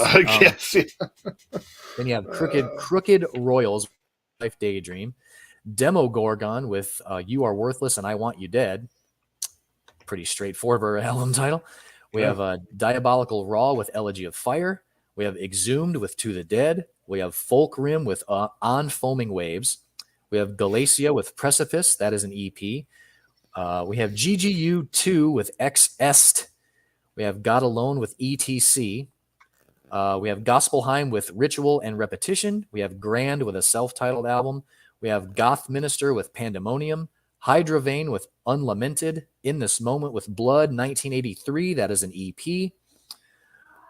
Which I don't know if you've heard about that, but it's basically it's more or less a cover album of their own shit with a 1983 feel to it. So that'll be interesting. Yeah. We have Iron Allies with Blood In, Blood Out. Then we have 4 re-releases from Kawir. We have Arai, 2 Kavirs, Nixtos Telestin, Nixtos Teletison, and then To Uranus. So up your ass. We have Last Son with The Insomnia. That is an EP. We have The Lord and Petra Hayden with Devotional. The Magic Way with Dracula. That's a re-release. We have Mal with Malbum. Martyred with The Relegation. We have Mesa Verde with Kai or Kentucky. I don't know. It's KY. It's capitalized KY. So it could be Kai, could be Kentucky, could be Lube. I don't know what the fuck you're talking about. Nameless Theory with Into the Void. That is a re-release. We have the new Roses with Sweet Poison. No Return with Requiem. We have Omega Vortex and Pius Levis with Split. I don't know if it's a split album. I think it might be. We have One Leg Man with Event Horizon. Orden Ogan with Final Days. Ooh, Orden Ogan's got a new album out. Cool. We have ORK with Screamnasium. The Otolith with Folium Limina. We have Pistachia with Edgy. That is an EP. We have Prezir and Beast Lurker with Faustian Hallucinations. That is a split EP. Is it Pistachio Disguise? That's what I thought it was. That's what I thought it said. We have Priorities with Human After All. That is an EP. We have Radiant with Aura. That is an EP. We have Rattlesnake Venom Trip with Dead Empire. Renunciation with Altel Morte. Ruby the Hatchet with Fear is a Cruel Master. We have Sog with Born Demon. Sarkader with Alcahest. We have Sede Vacante with Conium. Senseless Things with The First of Too Many. That is a re-release. We have Serena Telly with Simple Talk. Then we have Serge Tankian with his Perplex Cities EP. Solitude Within with When Kingdoms Fall. Steel Inferno with Evil Rain. Striper with The Final Battle. Some new Striper out there. Taking Balfour with Dawn of Polaris. Teratoma with Chaos Makers. Twisted Mist with La Sorare. Ugly Kid Joe with Rad Wings of Destiny. I like that. Yeah. We have Unzucht with Chaos Magi. Vacuous with Dreams of Dysphoria. Vatic with Mercer 217. That is an EP. Vigilance with a self-titled EP. Awake in Providence with Eternity. Watch Them Fall with Hybris. Wiesenweil with 3, The Great Light Above. We have What with No Hope, No Soul. Witchblade with Manskin. Witch Fever with Congregation, and Wizard with Seasons. So that's quite another rather lengthy list to choose from for October 21st. There's a couple of known names in there too. So yeah, cool. Which I'm probably going to check out that Orden Ogan for sure. Yeah, I'm probably going to check out Exhumer since you said that one too. So. Yeah. All right. Oh, Exhumed, yeah, Exhumed, yeah. Yeah, Exhumed, yeah. That's what I meant. Yeah, there'll be some good ones to choose from. All right. Well, I guess we will put a bow on this one for this week. I know it was a little lengthy. Yeah, 3 hours. I kind of figured it was going to be two shows in one pretty much. It usually does do that when we have to catch up from 2 weeks, but that's okay. All right. Well, we want to give a shout out to the Metal Devastation Festival and all the peeps we met out there last week. Mm-hmm. So, of course, Victor and Myrna for being in the chat today. Yeah. Yeah, Victor for providing us a lot of homework to do. We appreciate that. Yeah, right. I think I wrote like 10 bands down over here. Yeah, yeah. Oh, yeah. So, good stuff. Yeah. But yeah, before we go, just want to remind everybody that we do have all of the new show specific platforms. We are on Twitter, we are on Instagram. Like I say, we are on TikTok, even though it's not active at the moment, because basically just because of me. We do still have the fundraiser over at GoFundMe, which is basically stalled out. So, if anybody still feels like donating to that, you go ahead. I have the link up on the screen for anybody who is watching now or ends up watching at a later date. But if you go over to GoFundMe.com, you search Metalheads Unite, you will be able to find us with the same icon as always. So thanks to anybody in advance who decides to donate there. You can still find us on all of the socials. like I say, the Instagram, the YouTube, all that good stuff. VOPUSARadio.com, the VOPUSA Radio app. You can contact us directly at metalheadsuniteusa@gmail.com if that's how you choose. And, like I say, the Facebook group is still growing. You can find us over there. Send us a member request. We'll get you guys hooked up. I will say this: if you got a member request, don't send me a thing saying that you have a private account and I can't see like what you're into, because we just don't let anybody in. So you gotta be, I don't I don't like filtering out a bunch of people trying to sell shit. So yeah, we do try to. I mean, we're not gonna like Facebook stalk you necessarily, but we would at least like to do some sort of like a quick vetting process. Yeah. So. Yeah, we haven't had much problems with it yet, so we don't want any either. I think we've only had to literally remove one person. Yeah, that's just because he was repetitively posting the same like we don't mind you posting your band stuff, but post different stuff. It's like and then got shitty about it when we asked him to kind of like just submit something a little different. He got shitty about it. So yeah, he's been the only one. Yeah. Quick correction regarding bands from Brazil. It's not Crystal, but you spelled it the exact same way. Auto correction on his phone. Yeah. So yeah, you spelled it the same way, Victor. You spelled it Krystal both times. So yeah, which is making me hungry. So I actually am hungry. I'm ready for lunch. Yeah. So. All right. Yep. I got a baby shower to go to today, so it's gonna be. Oh, there you go. Yeah. I got a flat tire to fix. So. Oh no. Yeah, Kayla had a tire with a nail in it. So, and the fucked up thing is like the lug nuts swelled on me. So I got to go buy a 19.5-inch millimeter socket to get the damn lug nuts off. Oh God. I know. All right. Well, we will wrap this bad boy up. And we will. Just want to say I apologize for not putting the playlist up because my phone was actually doing an update halfway through the show. So, but the Crypta, there it is. Okay, I actually have heard of Crypta. Yeah, okay, yeah. I have too. Yeah, there you go. Cool. Yeah, cool. But still, thanks for getting that in. That's still a good shout out though. That's a good band. But yeah, we'll get the playlists compiled and everything. But you can, even though we didn't post them today, you can still find them on Spotify if you search for Metalheads Unite. They are there. Yeah. There's a playlist section there, and then you can. I think it was 38 and 39 was the last. 38 and 39 should be Yeah. So.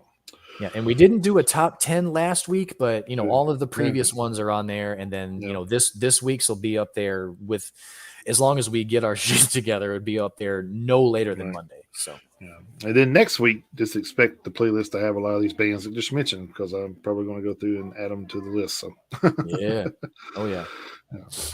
All right. Well, like always, we thank you guys for stopping by and joining us today, whatever outlet you chose today, and then hopefully we will see you back here next week.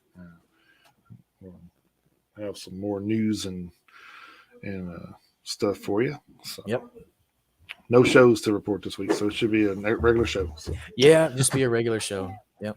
Oh, there we go. We have a baby sighting. Yep. Yeah. She done broke into the room. So. So, all right, we'll see you guys here next week. Until then, keep those devil horns held high and jump in that pit anytime you can. Thank you, guys. Have a great week.